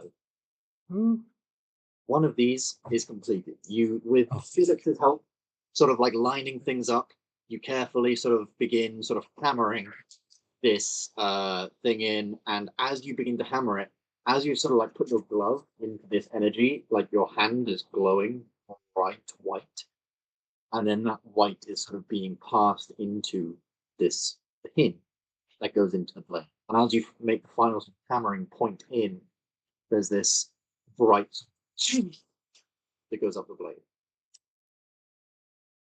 Hang on, Mm, what do you have to get for that? 25. 25. But did he get it because Felix helped him, or has he still got my bonuses? He has 19 plus 12 from Felix's thing. Oh, okay. Because that's strength plus his blacksmithing tools, which is plus 6. Oh, so he's absolutely fine then. Yeah, he's absolutely fine. Second one. Timon, can you make me a constitution saving throw again? Oh shit. Does he still? Oh, have absolutely breath? fine. Absolutely fine. Yeah. You take another 30 damage. How are you looking? Griffin, you also take 30 I'm damage. looking great. He's probably looking better than me. Do you want to heal, or are you? No. If it's just one more, I'll be all right. But Now, can you make me another strength? What's it called? Strength blacksmithing. So just make a strength check. 16 plus 12 and stuff. You're fine. And The final pin. hang on. I'm actually going to heal myself because I've just realised if he fails to save, I might take a lot more damage. Yeah, I'll heal myself for 30 with Leon. I still have one more inspiration. Yeah, but your con is shit. Yes. Cool. Fine. Uh, Can you make me one whole constitution saving throw? Hold on. Boy, hold on. Hold on. Inspiration. If you would like to use it for this. Oh my god! so that's 12, 11. 16, and then he's still got black. You still got this. Plus 1d4 Needs to be a 2, doesn't it? on the d4. Oh my god! Luke, or whoever rolls it. I'm going to say Luke roll it. Okay. Okay. Please God. You take another 30 Sober night. of damage. Good thing you're a beefy boy. Yeah, I've got 53 health left. The good Can thing you is make- also only taking half of this. So this Yeah. is the second pin. Can you make me? No, sorry. This is the third. Yeah. Yeah. Can you make me one final strength blacksmithing tools check? Yay. That's good range. He's 12. You're fine. We did it. Hammer in the final pin. And the blade with energy once more, but that energy doesn't quite reach the end. Hyman, you've seen this, you've heard of this happen and seen this happen with magical items, forging of magical items. Sometimes you just need a bit more magic to put in. This is one more save, in which point you are transferring into the direct blade. Now, you are going to be not hammering pins in, you are striking the blade itself giving it that one final push, that one final jolt of celestial energy to become Holy Avenger, Excalibur, God. So, did I just see Luke perk up? Simon, Also, desk rise a little bit. Simon, can you make me a Constitution saving throw? Oh, Fine. you got to pass this one, please. Oh, yeah. Good lad. Good lad. Good luck. Boy, Moment of truth. 30 points of damage. who needs inspirations? Now, this check, you are hammering the blade. You have to be very careful. And snap it, bro. This is a DC 35 check. You have plus 12. Plus bless. Is there anything else anyone can think to, and advantage? Anything anyone else can think to give here? What's the save? DC 35. No, but what? What is it? It is a blacksmithing tools check. So he's already got advantage. So he's Plus got 12 advantage. from Felix. Plus, technically, in total, got plus 16. Plus bless is 1d4. So a max of plus 19.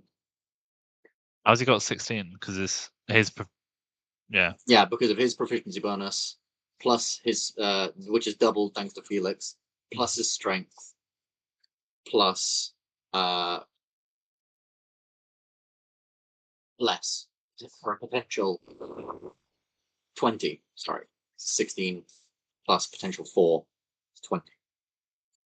Yeah, I'm guessing you can't like stack spells, Depends on what spell.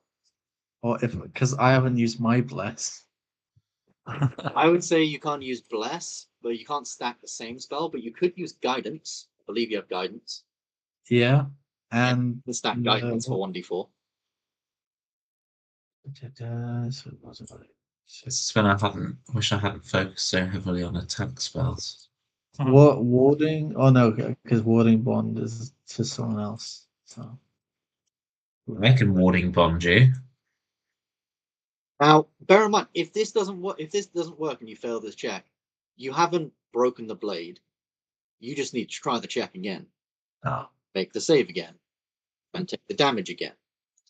I I don't don't have think anything Warden that Bond can. won't actually. do. I don't have There we anything go. that can mechanically add like numbers to the roll, but I have things like spells. I think like he's done it, JJ. and stuff.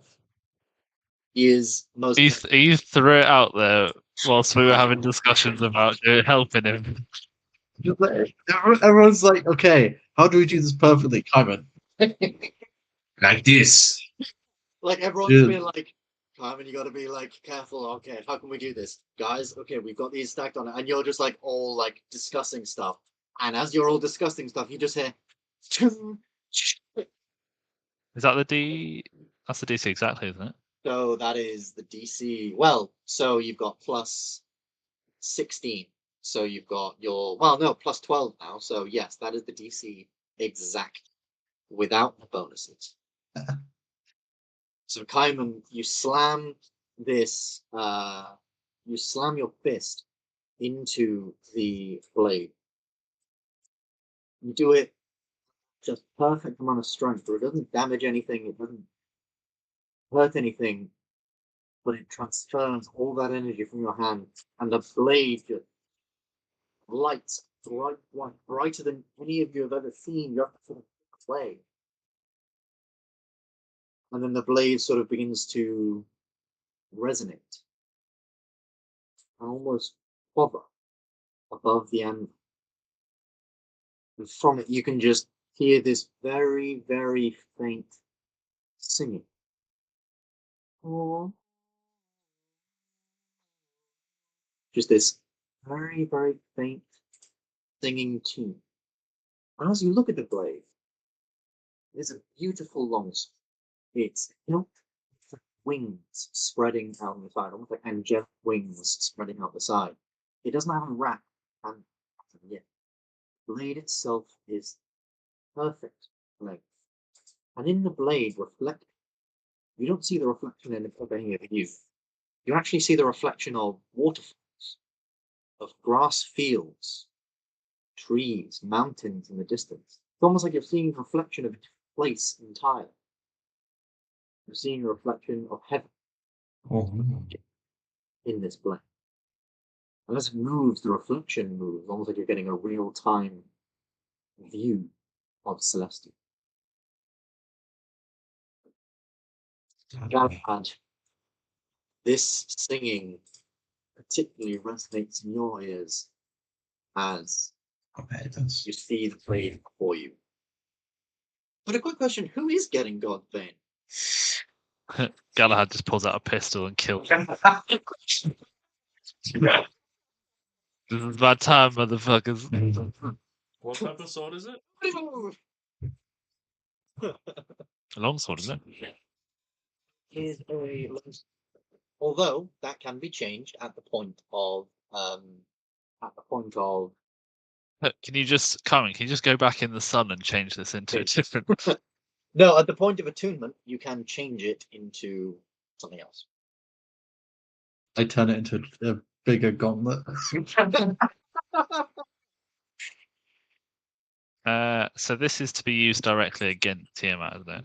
Yes, this blade will sever her connection with Celestia, making her mortal for a brief amount of time, making her killable for a brief amount of time. Without this, you can do damage to her, but if you kill her, she will just rise again. She'll just get right back up. This blade to kill her permanently. Well, I think it needs to go to a warrior. And a fighter at that. Someone go get Mazzy. All right, I can. There's one person from Right. going to. Where is Daviat? Where's Giri? See, I thought about. I don't think Giri's a good choice. I can only go with her vibe. No, just genuine. I don't think she'll. I have an idea in my mind of how the final fight's going to go, and I think we'll split into groups. I don't think she'll be the group that goes towards fighting Tiamat. Well, in plane shift, you can only bring you and 9 other people, and that wouldn't be. There would be. So you've each got 3 characters. One set of your characters would be in stone the material plane. Hyman knows of. He's heard stories. Out there is called the weapon. We did not make a sword to give to your B-rate one-shot character. Somewhere, Hey, somewhere out he there, must have earned that name. somewhere out there, Dob the Goblin is looking up and thinking, "There's a weapon forged for me somewhere." I mean, in terms of who's got the highest modifier to hit with it, I think it is Galahad. Because Galahad has the +6 to strength. Yeah. So that's a good case for Galahad. I suppose we don't know what benefits you gain from it either. So they might suit certain fighting styles better than others. I don't know. Once it's created, you could just identify it. Let's give it a little identifier then, I think. Right. So I don't Okay, give me 10 minutes. I don't have the full thing written up, but I can tell you it is a Holy Avenger. So it does exactly the same things as the Holy Avenger. Everyone starts googling Holy Avenger. No, I've got then. I've got a tab. Wait, well, Luke, do you want to read out what the Holy Avenger does? I'd love to. So it's a +3 bonus to attack and damage rolls made with this magical weapon. When you hit a fiend or undead with it, that creature takes an extra 2d10 radiant damage. Or Celestial with this. Or what? Sorry, Celestial. This will also include Celestials. While you hold the drawn sword, it creates an aura in a 10-foot radius around you, and all creatures friendly to you in the aura have advantage on saving throws against spells and other magical effects. If you have 17 or more levels in the paladin class, the radius of this increases to 30. I'm listening to some music at the moment, and the lyric has just gone by that was we can siphon the power from the sun, which is a weird.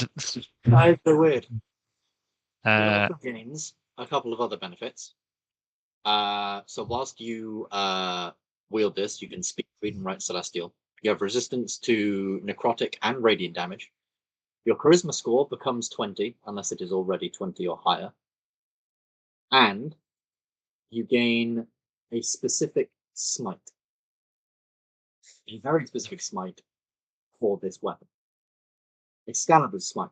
As a bonus action, you can activate Excalibur's Smite. You can use the smite amount of times equal to your charisma modifier. The next time you hit a celestial finger or godly power with this weapon as part of an attack, the creature takes an additional X d10 amount of damage. I haven't fully decided on an amount of damage, but at the minute I've got 6. I don't know. We've all heard you say X. X is 10. So I was thinking also 10, but you might not be so excited about that, Belong. Radiant damage. This damage bypasses all resistances and immunities.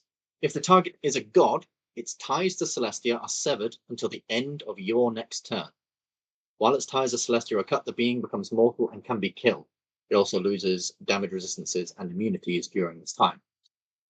If you are not a god yourself, you will also take the same damage when you hit that creature.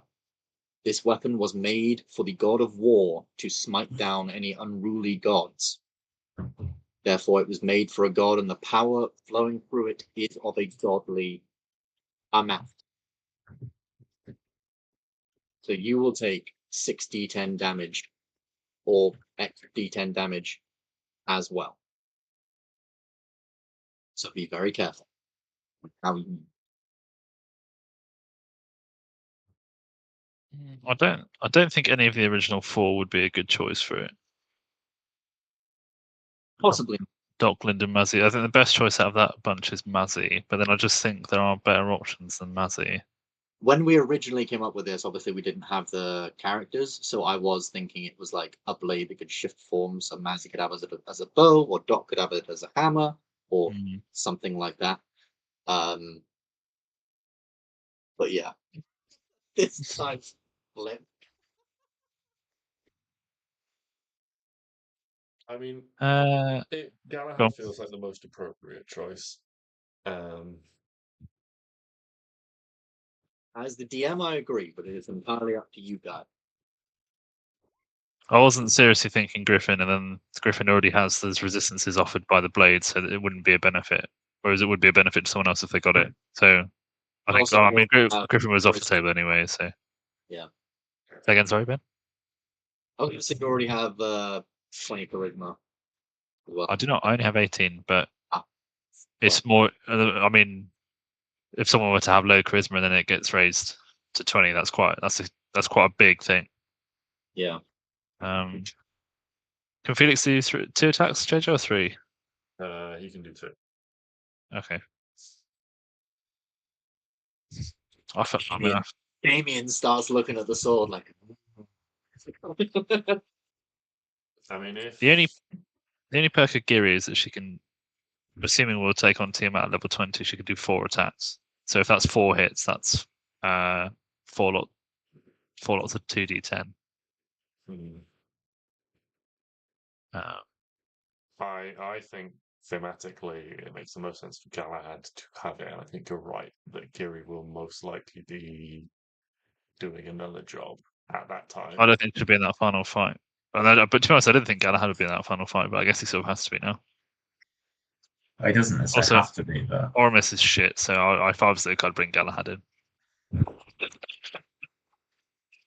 hey, Oramis has got like 3 kills already to his name, so What, on gods? yeah. Yeah. That's probably thanks to the work of his magnificent team, I reckon. Stop my kill! His team is like those rich people that like have the ball just like put in front of them in like polo, and then they just knock it into the net. Oramis is goal hanging, basically. Yeah. Oramis is fucking Jack Grealish, and everyone's like, oh, he's really good, and he's like, yeah, but what is he actually doing? He looks great, but what is he actually doing? Thinking about like Jack Grealish, I can actually imagine that of as Ormus. Yeah. Funnily enough, I think they're probably similar levels of intelligence too. So is Galahad taking it? I think for the moment, definitely out of the four here, makes sense. Galahad, do you reach for the blade? Yes, I do. Are you sure? I'm sure. Yes, I'm sure. You reach for the blade, and the blade hovers beneath your hand, and as it does, this energy forms up into your arm, and you all watch for a second as Galahad just begins to glow like a bright white. Your charisma immediately becomes 20. You gain resistance to necrotic and radiant damage, as well as learning celestial other language. You can read and write it. And you instantaneously become the wielder of Excalibur, the God's Bane blade.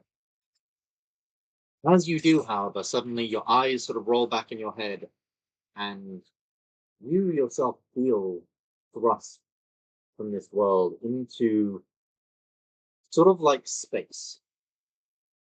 You are sort of floating through space with a huge sun in front of you and a moon on the other side.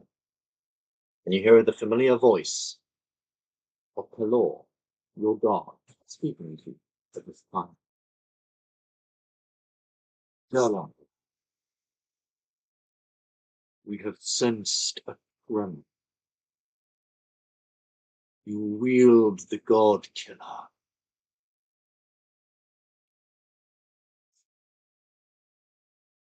You are one of the few we would ever trust with this food. My paladin, my sun god. Use it well. But I warn you, this blade comes with responsibility. Within your grasp is one of the very few weapons that could disrupt the Pantheon. Use it carefully.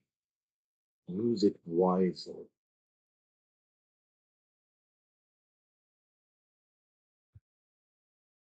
Fight well, my son god. And you're suddenly thrust back into your form. For everyone else, it just kind of looked like Galahad. It makes you like that quickly. But Galahad, you now have and are attuned to Excalibur, the god's bane blade. The ray of light dissipates, and the raven comes down and forms in, and doesn't form into the raven queen. It just sort of spins around you for a minute, and you are teleported back into her castle in front of this huge tree of ravens. The Raven Queen looks at you all, says, "Well done. That is a momentous feat. Congratulations on your new weapon. Ah, but it will need binding." And she spins around sort of your hand in shadow and forming around your hand, because there's no like wrap around the hand. It's like the basic like handle. And suddenly forming around it like this black leather handle. It's beautiful, the black leather handle made from shadowy sort of essence. She says, "You may go. Should you have need of me, I may be able to help you. It has been a pleasure working with the Guardians. You are all different to anyone I have seen before. Interesting. My ravens will watch. Goodbye." Guardian. Ravens fly around you, flit around you, spin all around you. And you are all enveloped in darkness. And then when they sort of leave, you are back once more in the cabin. It is morning, very early morning. It's like 6 a.m. The sun is like pretty much almost fully risen at this point. And you're pretty much where you left in the street in the Falcon District. It's been 2 days. Yeah, it has been 2 days.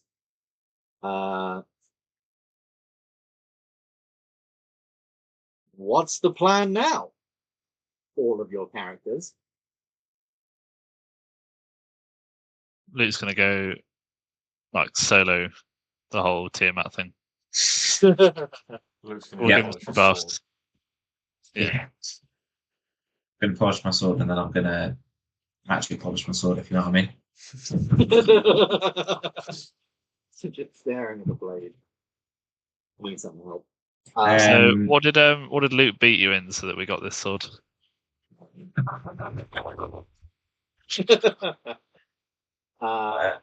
Nothing as of yet.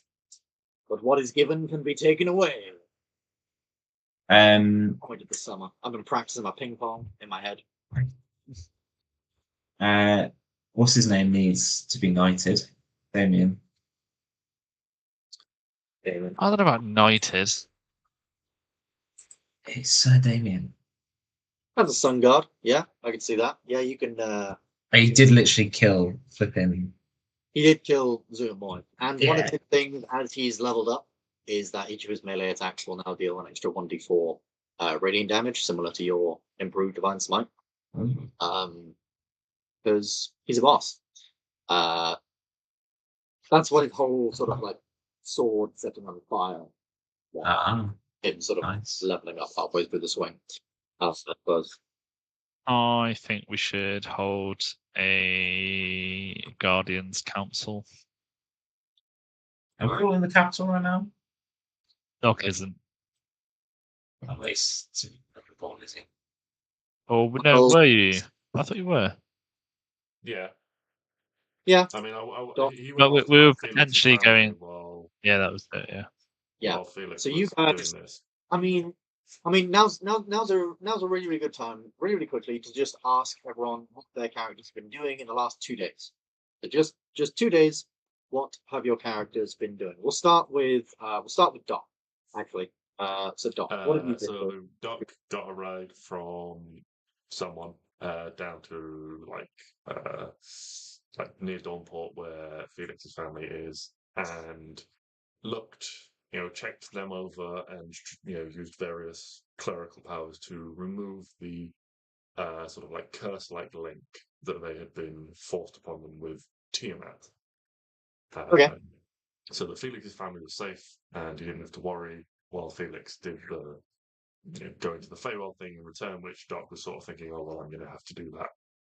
But then Felix swapped places. Okay. I mean, you're fucking Doc, and I believe we already went through what you would need to do, like a high level remove curse, which Doc is very perfectly able of doing. I believe we already went through that. So yeah, I'm happy to say Doc went and he did that. It was a very strange process. It was either a high level remove curse or sort of like a high level dispel good and evil. Both of which, as I said, Doc is very capable of doing. It's just going down there, casting a spell, hit, bang, boom, done. Not to like gloss over anything. Very, very good feat. And as you sort of do this, you could sort of feel that sort of energy evaporate from them. Their arms and limbs went back to normal. Yeah, and as we sort of discussed during the break, like it's that sort of maybe act that like reveals to Doc how much power he's gained and is thus how he's now got 9th level spells. Yeah. Cool. And then you're teleported back. I'll just say it's a conjuration wizard college, just ask like preparation of teleport magic. So just like one random lucky Professor someone. Professor T. Axie. Boom, Professor P. Ackley. He's very poor. Terry Axie. Well, that sounds like teriyaki. Yeah, fuck it. It's fine. Yes. And you teleport back, and that's what you did in those 2 days away. Lyndon, what'd you get up to? Formally rejecting Doc's request for a teleport and handing it to one of my inferiors. I'm certain Professor T. Axley. And I would be looking up ways to find the root of Yggdrasil and Fantastic. seeing what came of that. And we will And get- also getting shit back together.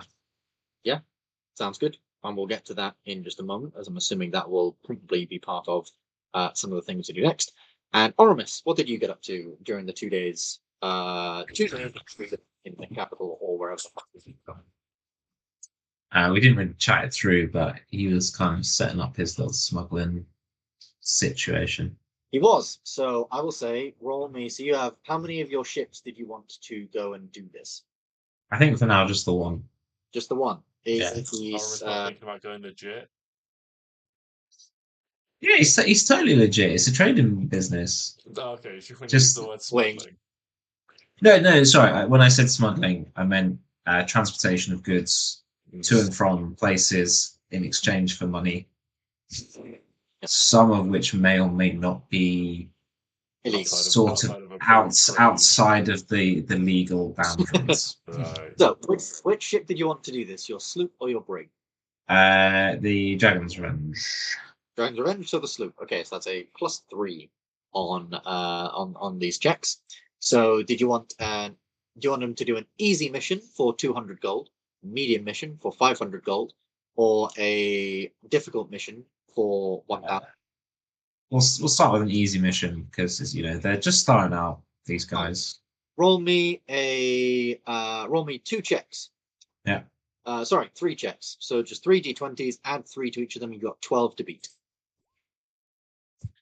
Only beat it once.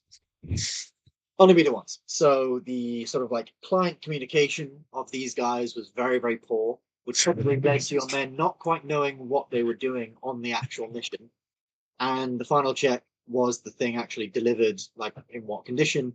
No, it was not delivered. Your crew, whilst they were out, got sort of Fucking idiots. stinged in a storm, maybe, or something, and unfortunately they failed their mission, as the contents they were asked to deliver. Not only did they, so the first one was for their client communication, second one was for their sort of ship navigating, and the third one was for the condition of the item when they sort of brought it back. How well did they care for it? So they sailed decently, but their communication skills and the item was in really poor repair when they began the person. They only got 50 gold from that between everything. So still got paid a tiny bit, but not a whole lot.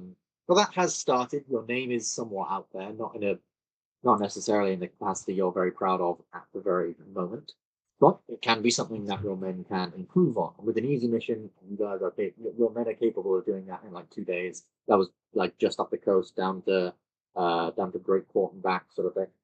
Easy enough. So, in the very last 10 minutes, I won't get us to. I mean, maybe we will do the start of the meeting, but I think that would probably be a good thing to pick up with next session. So, one thing we'll probably end it a little bit early for a change. But one thing I would like to know is, what are your thoughts on what you would like to do next? So, the ideas you had thus far was obviously finding the root of Yggdrasil and Baltimore, getting him. If there is anything else you would like to do before campaign end, before whatever you can do. You are about 3 weeks into this 6-month period that Tiamat has given you. Done quite a lot in those 3 weeks. What's What the do you- most expensive thing I can buy? Well, it depends how much gold have you got. Too much.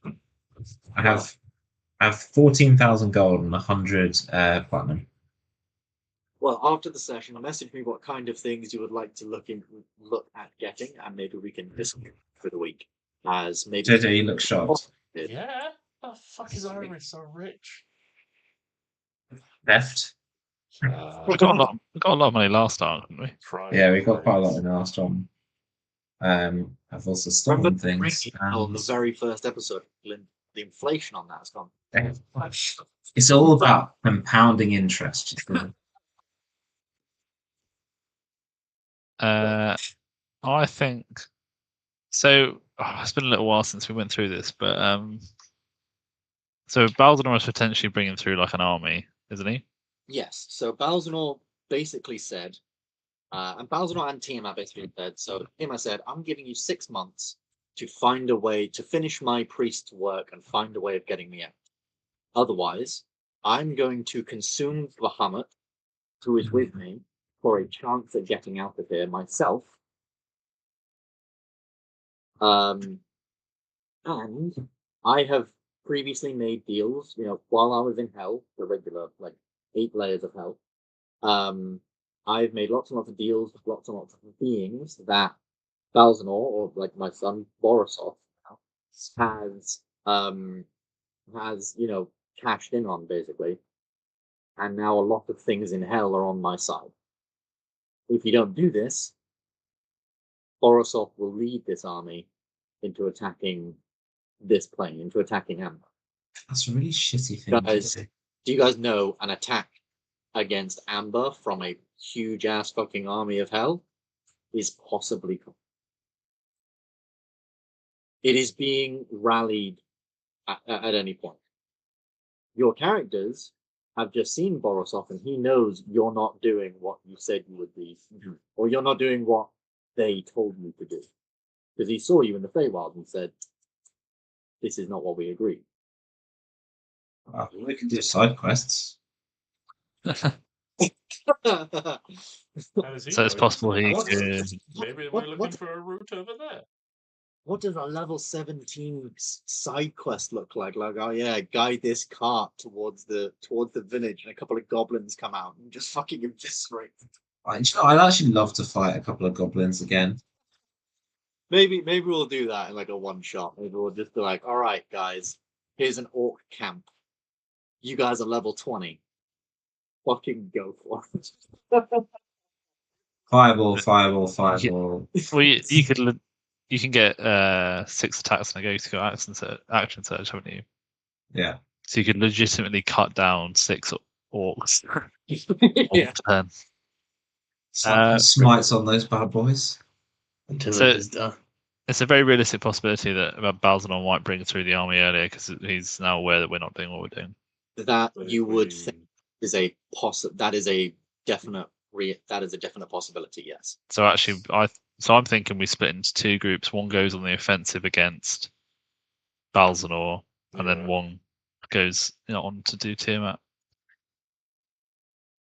That'd be my advice. And maybe it's a small little strike force that goes to get Balzanor, and then the one that goes to attack Tiamat is bigger, and then maybe that splits into 2 groups and does 2 different things there. I don't know, but But if we take I would like to use all of our characters, but we don't have to. I just think it'd be cool. Yeah, I'd like to do a last little thing with all of your characters, and I'll say this much: so plane shift, you can get 2 of your characters each to Tiamat, because you can bring through you and 9 others. So that is you and one of your other characters plus everyone else's 2 other characters, like two other characters from mouse. That leaves 1 set of characters here on the material plane, which I'm imagining will probably be dealing with the demons and devils and whatever, if that comes to fruition. Otherwise, maybe other stuff will be on the material plane. Well, if we remove Yeah. Balzanor, if we get Balzanor back, we've effectively cut off the head of the snake, which gives us more time for long-term projects that we can use to potentially acquire resources and make things and what have you. and upgrades and various other things. So I Hmm. think if we get Balsador, then that gives us more time to play with. Because also we don't actually know how long it's going to take. Presumably, like Lyndon, who's going to be doing the bulk of the research with Moraine and stuff like that, to find a branch of Yggdrasil if it takes a long time. It's true, and that's something we'll come to at the start of next session as I sent Sam a message, seeing if he could think of any ideas. And obviously he can share that with you if Glyndon would be one for spreading research around. Yeah, I've just asked Ben to tell me how to find it. I mean, you are a divination wizard. You could just be like, Tell me. but I mean, yeah, that is an option. You have 9th level spells. You have all sorts. And Moraine does have ideas that she might have been speaking to you about. One of which is just a really dumb and fun little side quest that I thought would be just really funny. Didn't Lyndon Is this our pillow talk? also? Pardon? Is this our pillow talk? Moraine and I. Yeah, I guess so.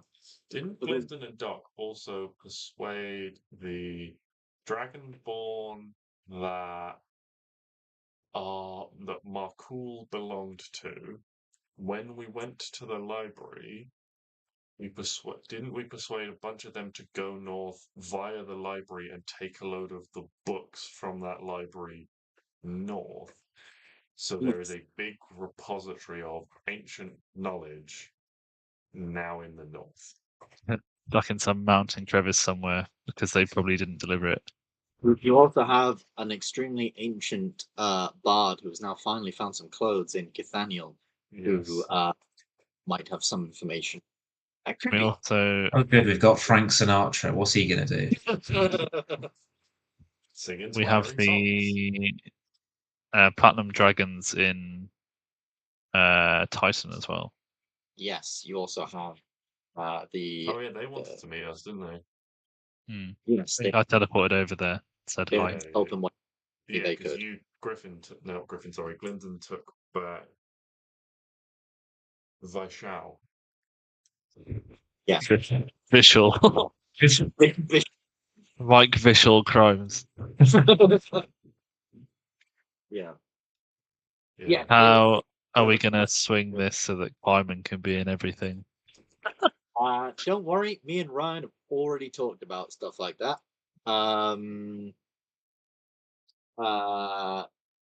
Weird shit, basically. But me and Ryan talked about that over the weekend. So you guys don't worry about that. Leave that to me and Ryan. You guys just go, because obviously your actual characters wouldn't be like, oh, there's not some omnipotent being controlling two of you, and you want them to be. So no, you guys like take Carmen wherever, or Carmen you go wherever, or whatever you want to do, and things will happen. Cool. Sounds like we have a lot of ideas. Sounds like I have a lot of. Yeah, so we plan because we need to find a way to either track him down or, I mean, now we've got 9th level spells, we'd have knowledge of gate, which can bring someone to you. Do I have to do a save or anything? Or... I don't know. I believe gate is literally just you. Unless they're a god, I believe you can't. So you can't report a linking an unoccupied space. You can see within range for a precise location on a different plane of existence. Blah blah blah blah blah blah blah blah blah blah. When you cast a spell, you can speak the name of a specific creature. Pseudonym, title, or nickname doesn't work. If the creature is on a plane other than the one you are on, the portal opens in the named creature's immediate vicinity and draws the creature through to the nearest unoccupied space on your side. Gain a special power of the creature. It's free to act if the DM seems appropriate. You might leave, attack you, or help. That's a nice cheap way of getting him here. Yeah. It is the interplanar scorpion. Get over here. So Okay, so that's an option. I think doing Basnor first is the most logical because it would slow down the threat of Tiamat's army in the quickest fashion. Like if he's organizing and he's cashing in on stuff. Assuming he doesn't have any generals. Yeah, but even so, if we can get rid of him then someone else has got to take charge. Devils and demons is always in fighting anyway, so some of them might kill each other. It's like chopping off the head of the snake to some extent, I think. Hmm. And then if we Well, do well, after we've done Yeah. that, I think I think it makes sense for Doc to be involved in terms of a what's the word, exorcism type thing.